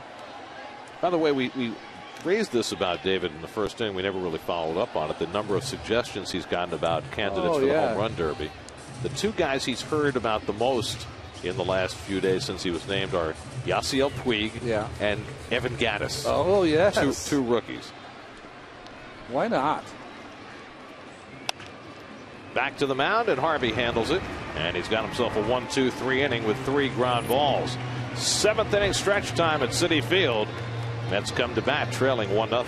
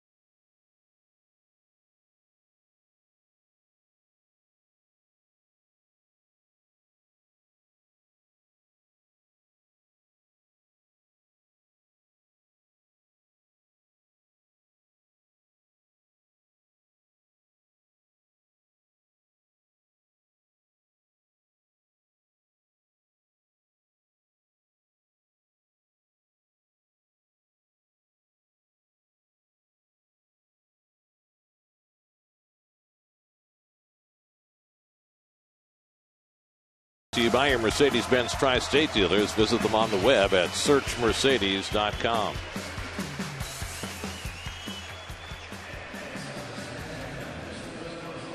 Catch Wainwright sprinting out there now. Tomorrow night, the Cubs come to town for the first of 3. Our coverage begins tomorrow night on SNY at 6 o'clock. Sean Markham will make the start for the Mets. Edwin Jackson will go for the Cubs. 2 pitchers starved for wins. The Cubs have shown some flashes this year, but they're falling on hard times right now. They've lost 8 of their last 10, and their young shortstop Starlin Castro is really struggling. Just 4 for his last 48, and starting to look over his shoulder as well to see what the Cubs' #1 prospect, a shortstop, Javier Baez, did the other night. 4 home runs in a Florida State League game, which had been done only one other time in the last 94 years. Shortstop with 4 home runs in the Florida State League. You know, I'm going to have to blow up. I don't know the Cubbies very well. I've not seen him this year. I know that Anthony Rizzo is an emerging star. You like his bat, right? And I think David DeJesus gives them a quality leadoff hitter. So they've got some players. Soriano has had, the last couple of years a bit of a resurgence, which has certainly helped them with that enormous contract that he's trying to justify. And I think their starting pitching should be better. It has been, and Samardzija has been good, and Feldman has been good, but Garza was hurt the first part of the year, which hurt them.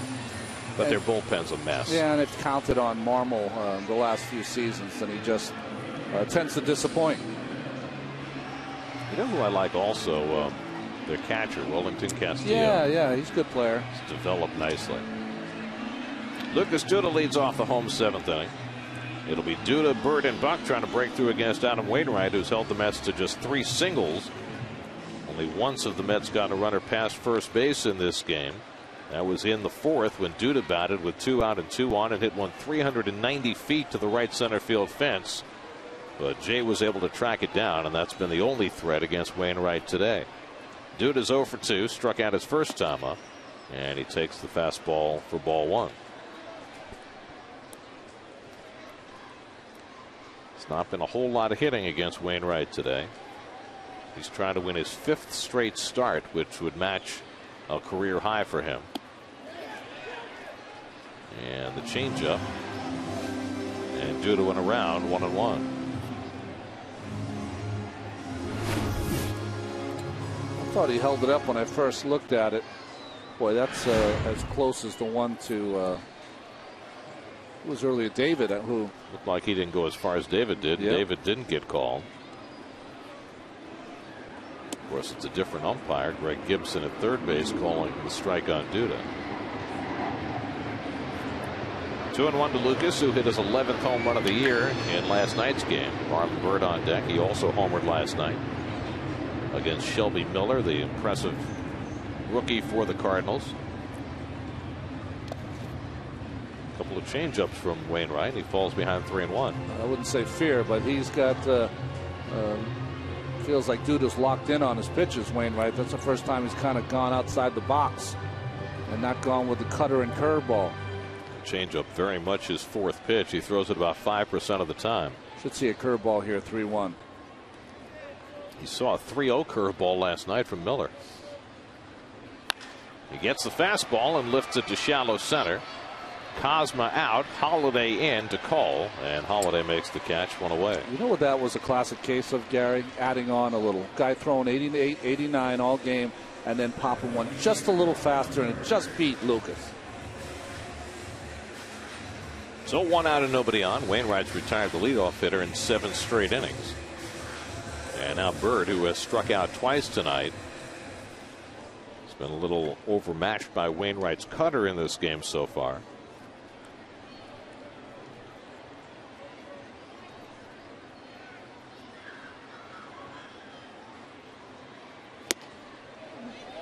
And another cutter to start him off.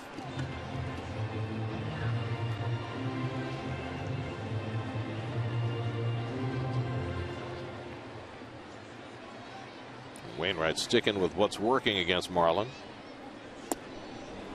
Goes with a curveball and gets ahead 0-2. Almost every pitch that Marlin has swung at has not been a strike.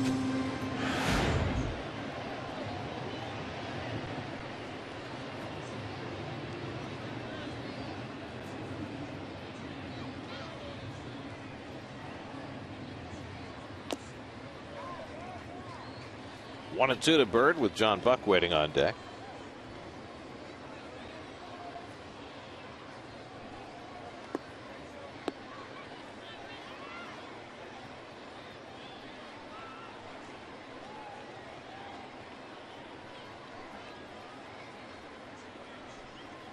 And Byrd takes one the other way and dumps it into right for a base hit.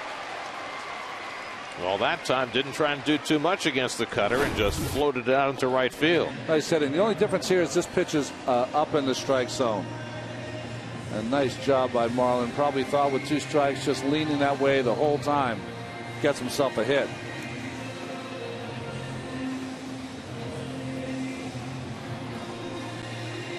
Well, you almost feel as though you need someone to hit one out of the ballpark on Wainwright to score off him.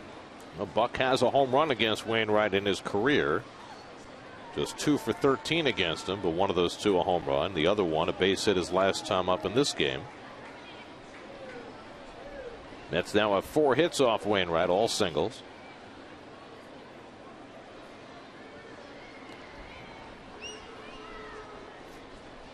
Byrd is not a stolen base threat. Trevor Rosenthal, who's been the setup man for the Cardinals, up in their bullpen. Scott Rice getting ready for the Mets with Matt Harvey's spot in the order coming up 2 spots away. Harvey's throwing 97 pitches, certainly good to go if the Mets can tie or take the lead. Wainwright runs one inside, ball 1. Mets are trying to beat Wainwright for the 5th straight time. The Mets are the only team that's beaten Wainwright 4 straight times.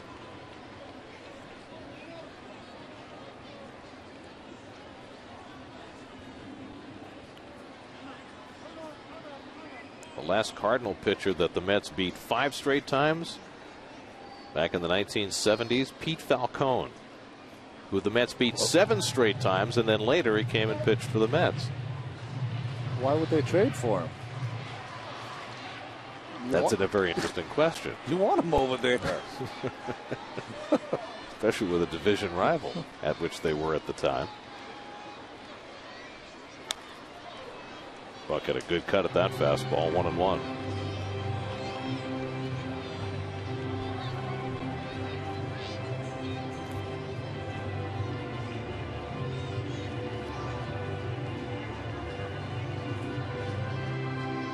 Power numbers have been tough to come by for Buck since the month of April when he had a dominant month.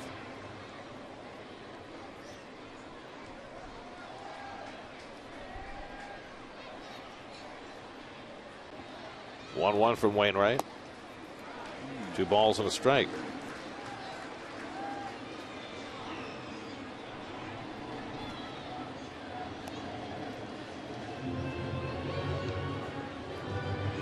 Terry Collins running the same lineup out for the 3rd straight day. First time he's been able to do that all season. And hoping this lineup can construct something for Matt Harvey, who's had such a dearth of support.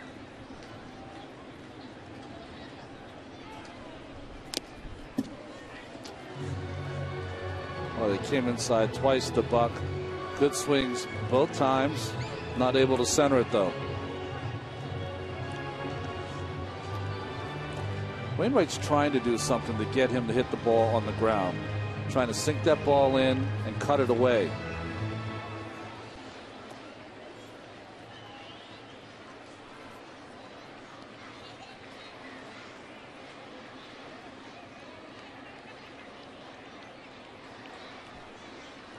He'll go to his bread and butter. Little ground ball down to third. Descalso charging and throws out Buck for the second out as Bird moves to second.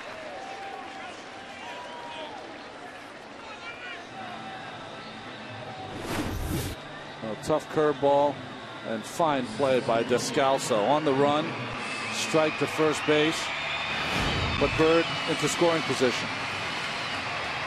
So Kirk Neuenhuis will get a chance with the runner in scoring position. Now, if you want it to be a little crafty, if you're Mike Matheny, you never want to put the go-ahead run on base, but wouldn't you like to force the hand of Terry Collins and force him to take Harvey out of the game? Well, I think he's going to do that too. So he's going to go in unconventional direction. See Molina directing traffic. Puts up 4 fingers, and they will walk Neuenhuis, which puts the go-ahead run on base, which is against all conventional baseball strategy, and that will force Terry Collins to make a decision. He's got Justin Turner out on deck. He's got Scott Rice up in the bullpen. So do you run your ace out for another inning, or do you go with your pinch hitter in this spot? You go with your pinch hitter in this spot. You're losing 1-0. You need to, Turner's one of your best hitters with runners in scoring position, clutch hitter.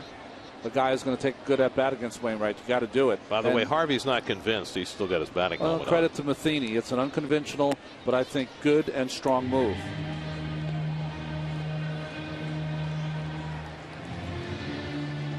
Well, it's all about getting Harvey out of the game. I mean, this is it's not like they're paying respect to Neuenhuis, who hasn't had a hit since he's been back in the big league. Well, you gave the number. He's sold for his last 18. So, if this was any other part of the game, you certainly would go after Neuenhuis. Well, it certainly shows an enormous amount of respect on Mike Matheny's part for Matt Harvey.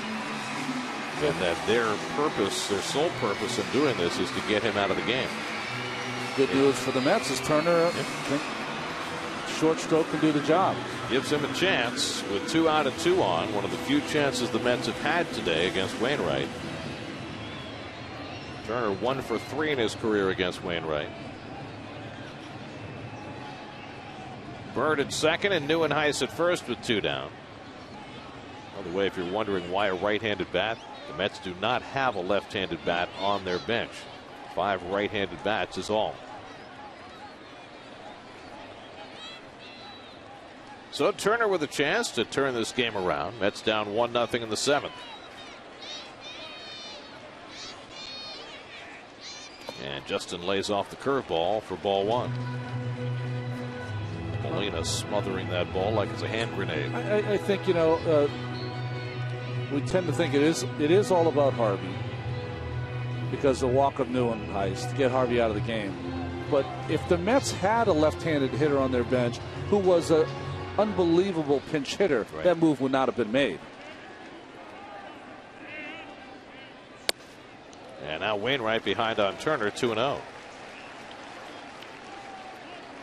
Well, it's fascinating because you don't often see the kind of move that Mike Matheny just made. And I was thinking of it as an out-of-the-box move that he would never do, but then he did. Yep. 2-0 to Turner. Little dribbler toward third. Charging is Descalzo. Throwing on the run, side retired. Two exactly similar plays in that inning for Descalzo. And Matt Harvey will not have a chance for a win today. He's done after 7. Mets will go to the bullpen down 1-0.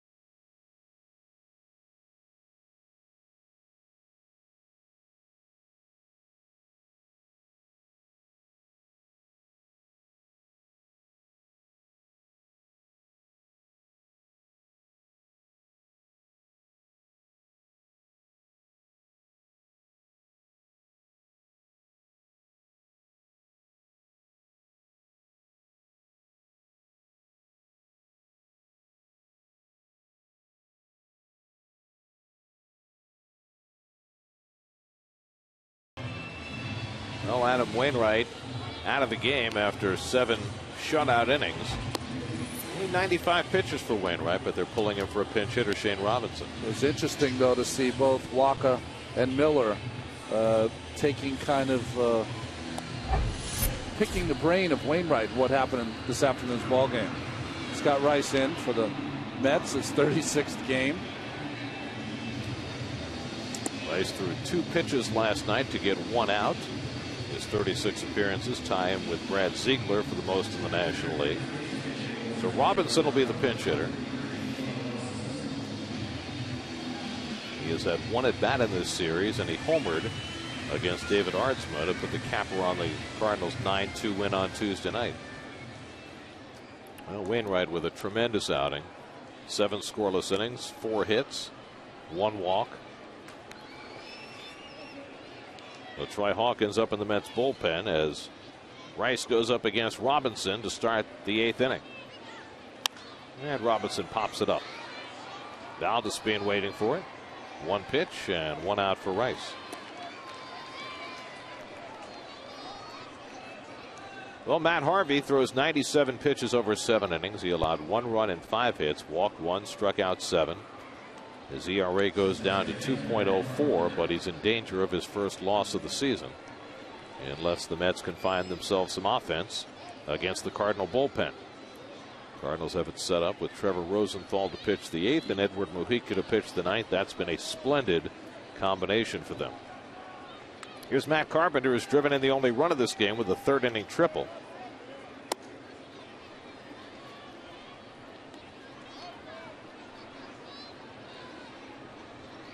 Carpenter came to bat with 2 out and a runner at second, and he drove a pitch to right center field. Marlon Byrd made a desperate dive for it, but it sailed on by for a triple. Breaking ball from Harvey, really the only hanger.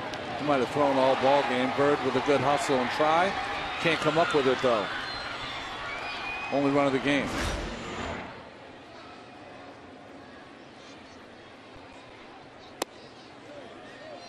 And Carpenter able to lay off the slider, 2-1. The Cardinals already have 9 shutouts this year.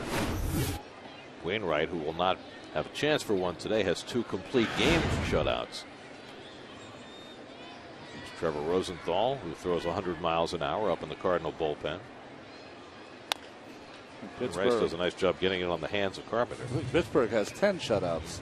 They've been outstanding also. The Mets have been shut out only 3 times this year.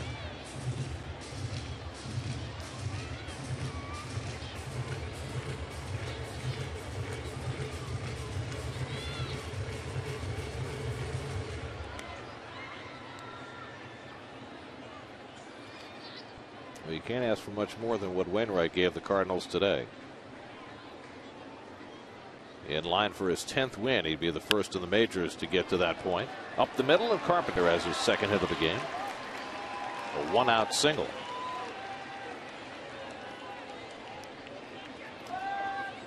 Carlos Beltran coming to the plate. Mets have shown in this series they'd prefer to face Beltran as a right-hand batter. And the numbers would indicate that he hits for a higher average left-handed, but sometimes it feels like he's more dangerous right-handed. Like he has more power. The key against Carlos when he's from the right-hand side, you have to stay down in the strike zone. He likes the ball up. Beltran's 1 for 3 today, 2 for 7 in the series. And the fastball away from Rice, ball 1. Well, the Mets traded Beltran 2 summers ago to the Giants, and the fruits of that trade arrive next week.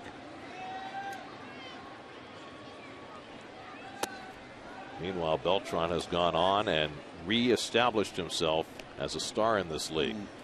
Cardinals signed him to a 2-year deal. Worked perfectly for both player and team. Just the right term for the Cardinals for an older player. And he has produced. 348 home runs in his career.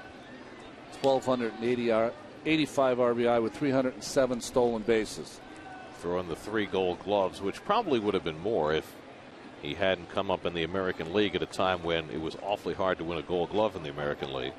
Rice picks off the runner Carpenter, and the throw by Murphy right on target for the 1-3-6 caught stealing. 2 out and nobody on.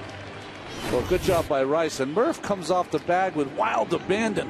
Can't wait to get to that ball and throws the BB down to second base. Almost overran it. Nice job.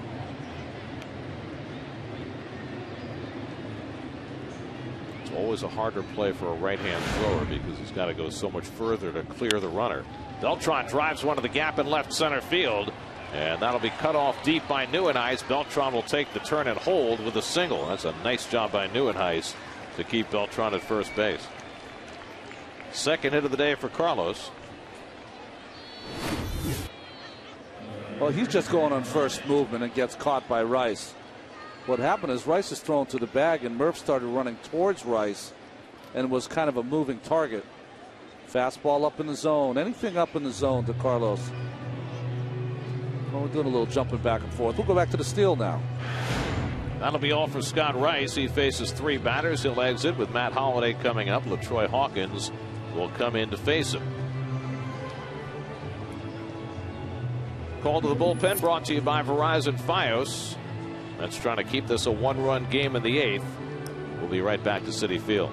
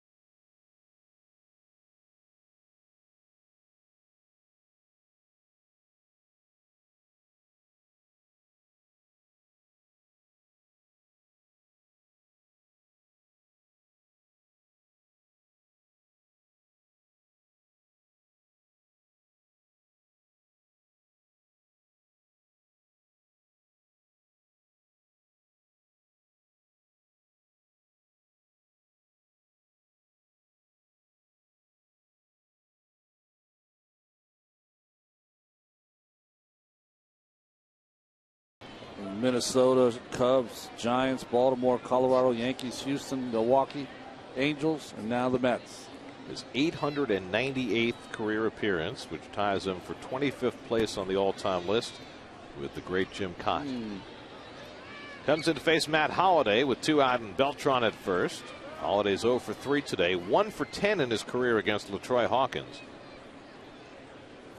And he starts him off with a fastball for a strike.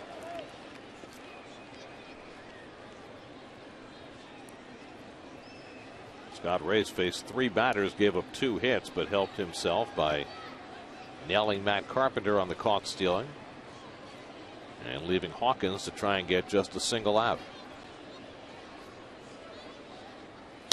And Holliday hits one the other way down toward the right field corner. Bird on the run. He can't get there. It's up against the wall. Beltran will go to third, stop there, and Holliday stops at first base.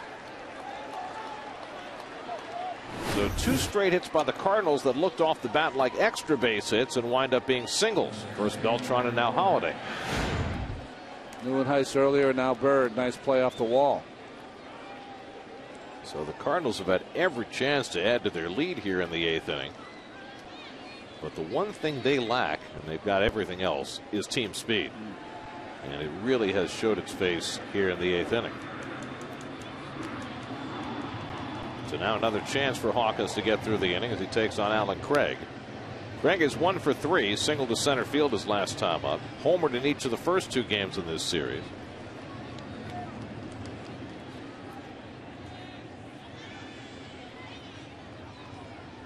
And Craig grounds one to the right side, through for a base hit. Beltran is in to score, and it's 2-0 St. Louis.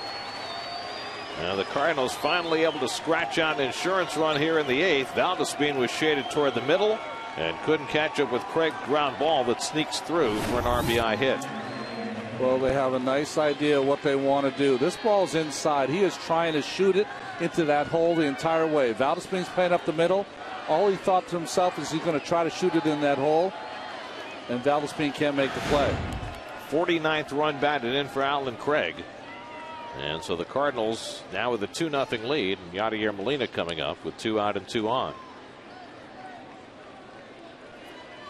Molina 0 for 2 and a walk today. So Hawkins has come in, giving up back-to-back base hits to right-hand batters. And he bounces one to Molina. Ball 1. Relievers in this inning, Rice and Hawkins have given up 4 hits. A run in the inning is charged to Rice. And makes the Mets' task that much more difficult against the back end of the Cardinal bullpen. Edgin in the bullpen, Josh Edgin. Molina, another guy that will shoot it to right field with 2 outs and runners in scoring position. And again, the Mets playing very much to pull on the right side of that infield. Hits it in the air to right. And Bird is there waiting for it to retire the side. But 4 hits produce a run for the Cardinals. An insurance run that gives them a 2-0 lead going to the bottom of the 8th.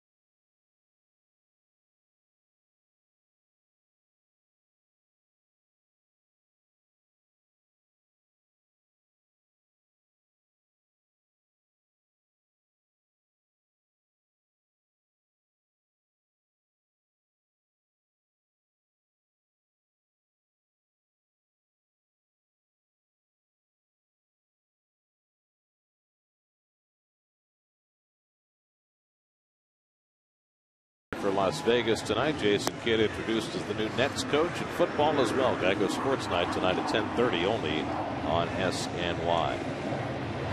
Shane Robinson stays in the game in left field for the Cardinals as Matt Holliday comes out. The new pitcher Trevor Rosenthal will hit in the 3-hole. He's faced 129 batters this year and struck out 46 of them. Fastball, breaking ball, that's it. Here it comes, though, mostly the fastball. When you throw it 100, you don't need a whole lot else. Top of the batting order for the Mets.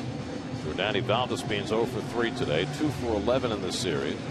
Valdespin, Quintanilla, and Wright going up against Rosenthal after Adam Wainwright threw 7 scoreless innings, allowed 4 hits, 2 walks, 1 intentional, 6 strikeouts, and a chance to become the major's first 10-game winner. Meanwhile, Matt Harvey is on the hook for what could be his first loss of the season. First pitch, just 95 from Rosenthal to get ahead on Valdespin.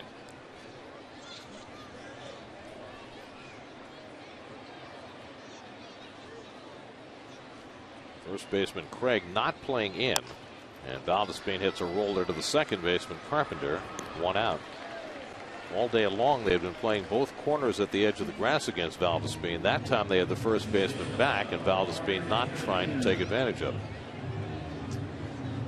Well, we watched 7 innings of Wainwright with that controlled precision, and Rosenthal is a whirling dervish of emotion.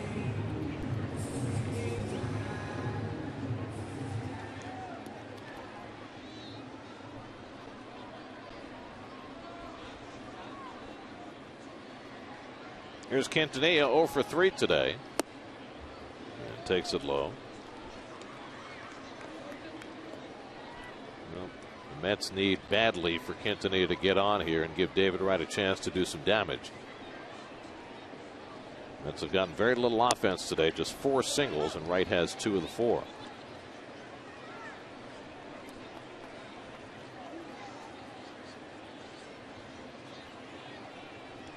Rosenthal came up last year, was deadly in the postseason for St. Louis. Grounded toward the hole, and a great diving stop by Craig. The throw is behind Rosenthal, but he makes that play as well. Brilliantly done by Craig, and there are 2 out. One of the fewest errors in the National League, the St. Louis Cardinals. Way to his right. A nice play by Rosenthal. Boy, 3-4 steps to get over to that baseball. Fine play by Craig. Sure hit. Turned into an out. Sometimes it's not just the plays you make, it's when you make them. A base hit there, and the Mets have hope. They've got their best hitter at the plate at the tying run. Now Wright bats with 2 out and nobody on. David's 2 for 3 today, 4 for 10 in the series. And Rosenthal fires a fastball for a strike.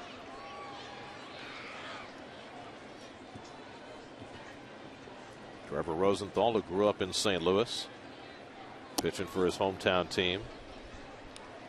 And he, my friends, is a Cholula flamethrower. Take my word for it. Josh Edgin getting ready in the bullpen. Blows one by Wright, and it's 1-2. There's your iconic wooden cap. A little shy today. 1-2. David lines one the other way, and he has his 3rd hit of the day. Well, David has 3 hits, 1 to center, 1 to left, and now 1 to right. And the Mets will get the tying run to the plate in the 8th with Daniel Murphy coming up. How about his own 2-strike approach by David? Just driving that ball that way. Fastball up. See, that's been a pitch that's given David problems in past years, but that big home run in Atlanta off Kimbrel, the home run yesterday's ball game off Miller, and here, nice hitting against Rosenthal. It's 5 hits in the last 2 games now for Wright. And now Daniel Murphy, who has hit in 5 straight games, is without a hit today, 0 for 2 and a walk.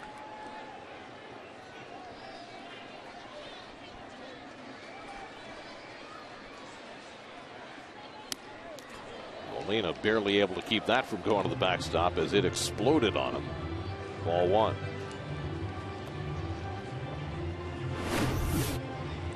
Murph taking this pitch.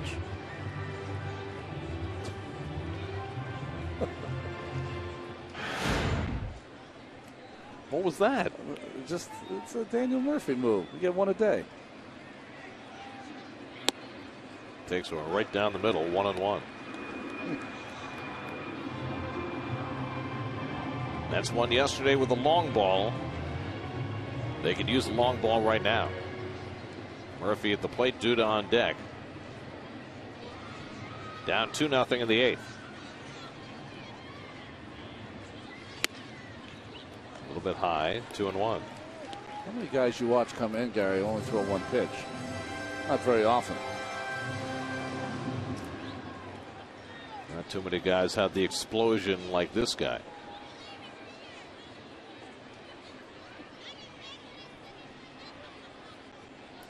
2-1 to Murphy. Trying to time that fastball and almost did. 2-2.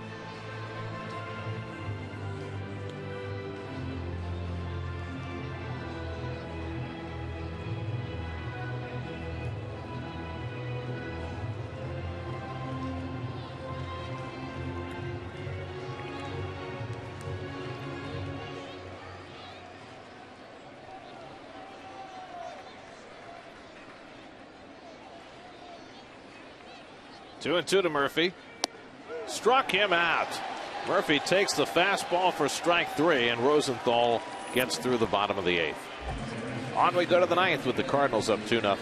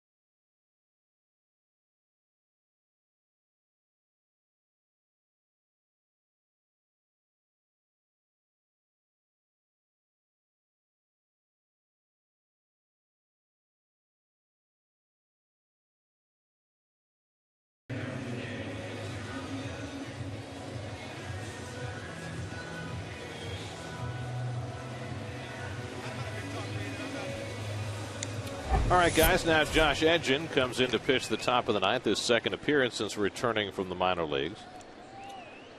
Look at those numbers for Josh. You know, the walks are up. The strikeouts are where they're supposed to be. Came in on Tuesday night and walked the first batter he faced with the bases loaded. It was John Jay, and it's Jay who will face him to start the 9th. Jay's 0 for 3, 3 ground ball outs today, trying to bunt his way on, but lines it right to David Wright. One pitch and one out in the 9th inning.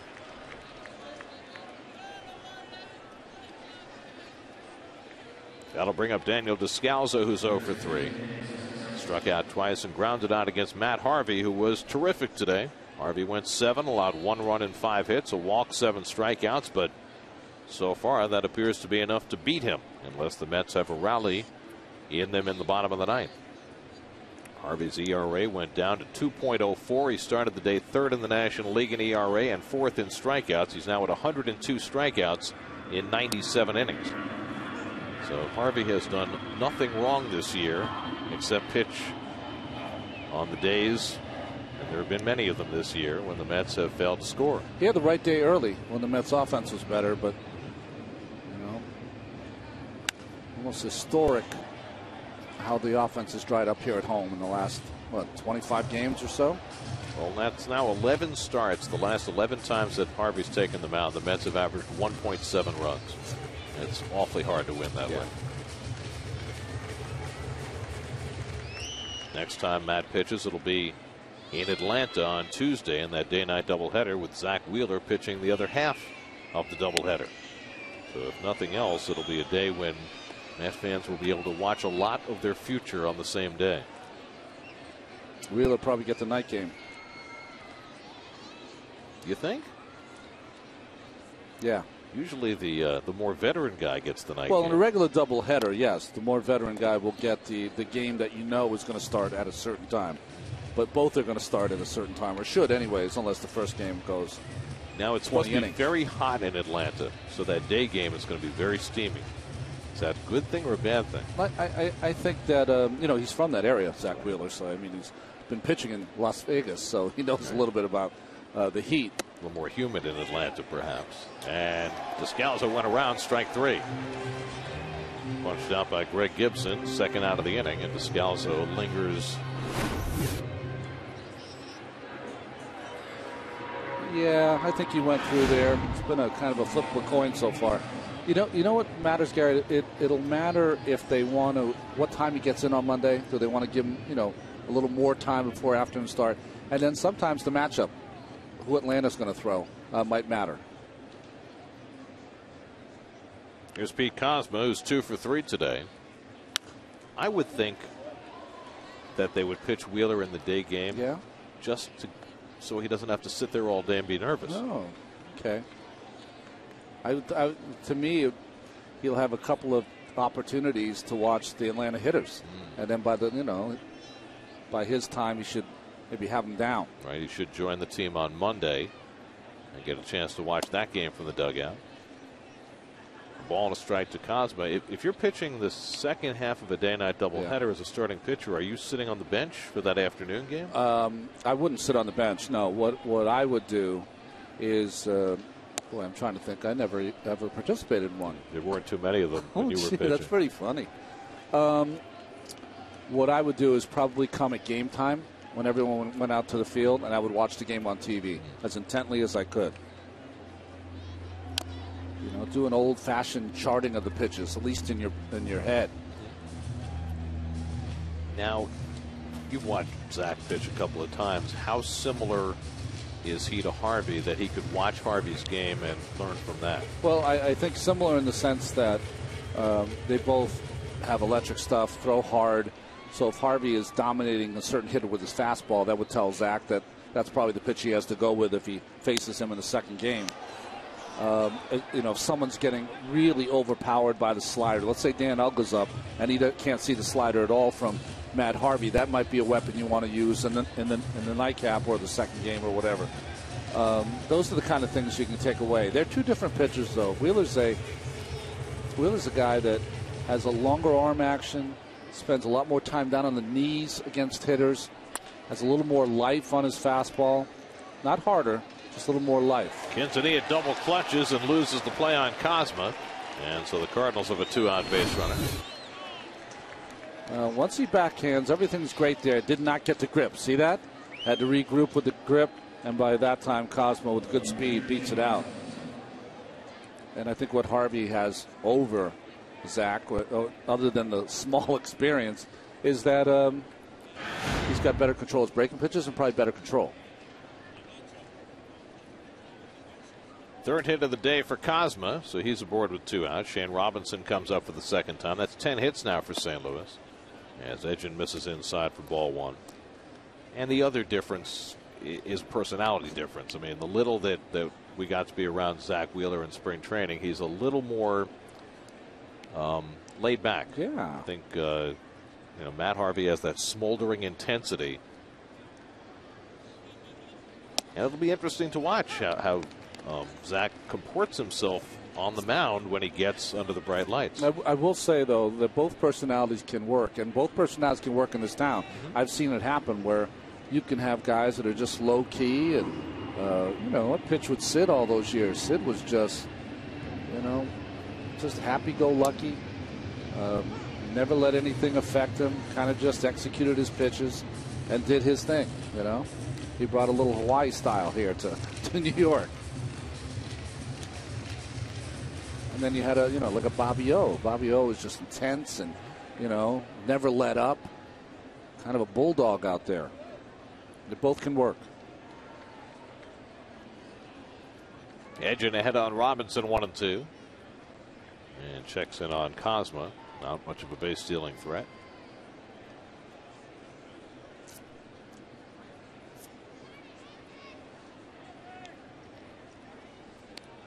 Mets badly need for Josh Edgin to fulfill the promise that he showed when he came up last year. They need that second left-hander. Well, he's got all the pitches. He throws as hard as any left-hander in the National League that comes out of the bullpen. He's got a good enough breaking pitch. What happens for a younger guy like Josh, maybe it's just between his ears right now. Confidence is not as high as it should be. Said he's got to quit thinking. Just let it go. Shallow center field. Neuenhuis coming on. And he gets there to retire the side. Better inning for Josh Edgin. Mets will come up in the bottom of the ninth with Duda, Bird, and Buck trying to do some damage. Down 2-0.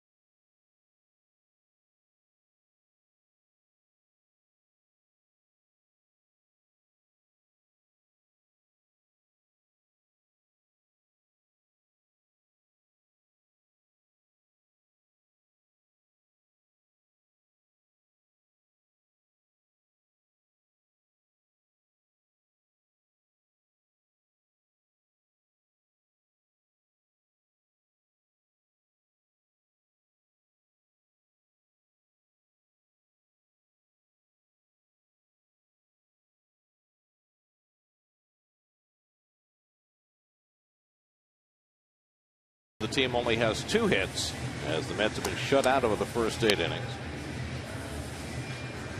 And Edward Mujica will try and put the seal on that shutout as the Cardinal closer comes on. Well, he has just been perfect. 18 for 18. Good sinking fastball. Outstanding split finger. That's his best pitch.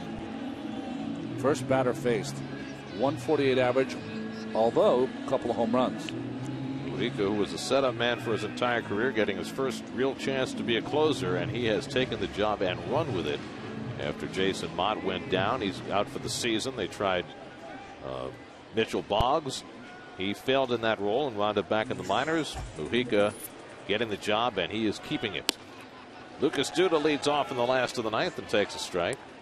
Duda gave the Mets their best chance to score today. 2 out and 2 on in the fourth. He drove one to the wall in right center that was caught. And that basically has been the Mets offense today. He drives this one out to left, but there's Robinson coming on, and that's the first out. 1 out and nobody on. Now Marlon Byrd, who's 1 for 3, singled to right his last time up. Mets have been shut out just 3 times this year.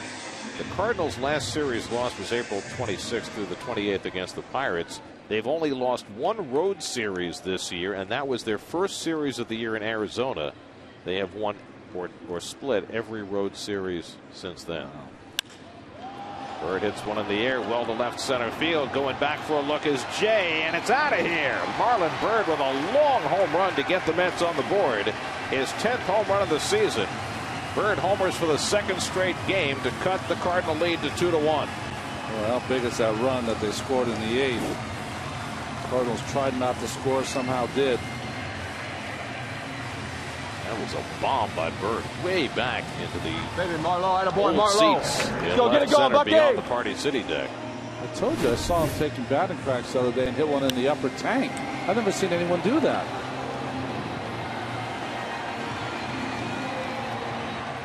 It's not many home runs here that the outfielders give up on right away.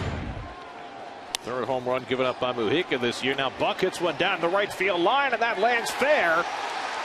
It stays in play. Buck goes to 2nd, and he'll stop there with a double. And the Mets have the tying run in scoring position with 1 out. So back-to-back extra base hits against Mujica. Well, before he was perfect this year, as Carlos bobbles it in right field, Mujica was a pitcher that the Mets would routinely hit hard. Mets are going to run for Buck, something that Terry Collins chose not to do in the 18-inning game, or the 20-inning game last Saturday, when Buck represented the winning run. So representing the tying run, he will take him out, and Colin Cowgill will come in to run for Buck.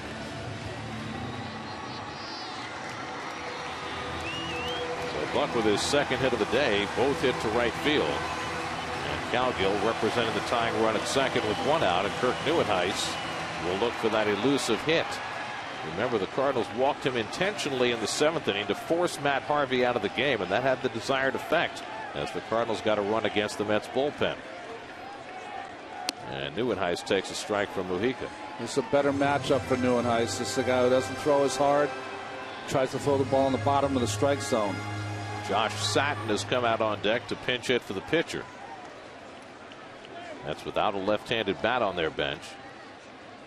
And Neuenhuis grounds it foul, and quickly Mujica up in the count 0-2. That splitter is just a devastating pitch. Well, the first one for a strike, he's able to throw one for a strike and then bottom one out as he did there. Again, though, Neuenhuis has a strength in the bottom of the strike zone, and maybe Mujica will make a mistake.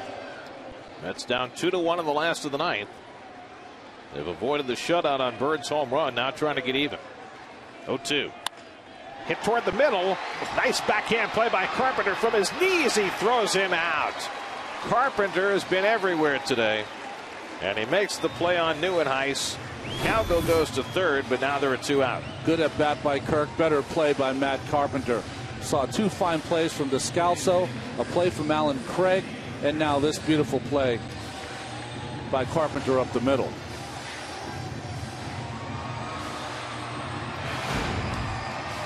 So now the tying run is at 3rd, but the Mets are down to their final out. Josh Satin will be the pinch hitter. Satin got his first big league at bat of the season in last night's game and took a call 3rd strike.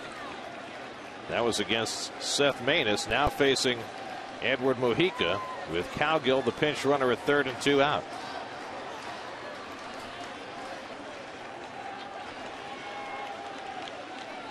And Satin takes up and in for ball 1. If Satin can keep it going, Jordani Valdespin would be next. Well, most of the time I'll mention the wild pitch. I usually don't when Melita's catching.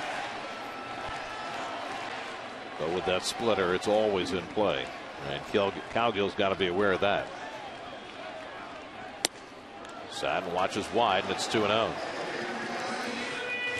28-year-old Josh Satin had himself a really good year at Las Vegas, hitting over 300, 9 home runs for a guy who's not a big home run hitter. And up in a huge spot trying to make a difference in the bottom of the ninth.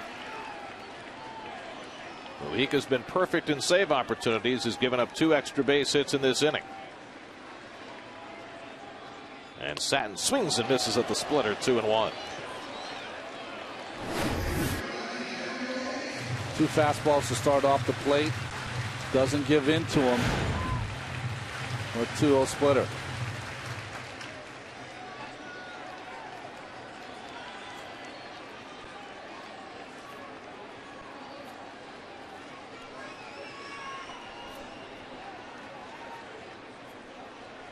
Two and one to Satin. And he takes a strike. And now the Mets are down to their final strike. Well, the pitch caught the plate. I think Satin thought it was down. Excellent job of Molina framing that pitch. So he swung at the splitter in the dirt, took the splitter at the knees, and now he finds himself at 2-2. This one will be in the dirt. That's in the dirt and stopped by Molina to keep Cowgill at third base. Nobody better behind the plate. The platinum glover, Yadier Molina. It's like he has a mattress attached to his chest. It just hits and just falls by the wayside. He will throw the same pitch too, 3-2.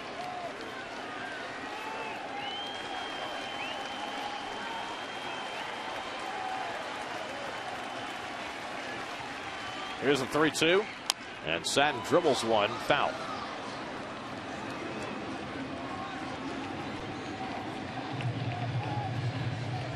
That's for shutout for 8 innings, 7 for Adam Wainwright, 1 for Trevor Rosenthal. And Met fans left with prayer. In this situation, you never want to walk, of course, the go-ahead run, but you don't want to give in to the hitter. You got Valdez being a left-hand hitter on deck. Bobby Parnell hoping in case there's a 10th inning.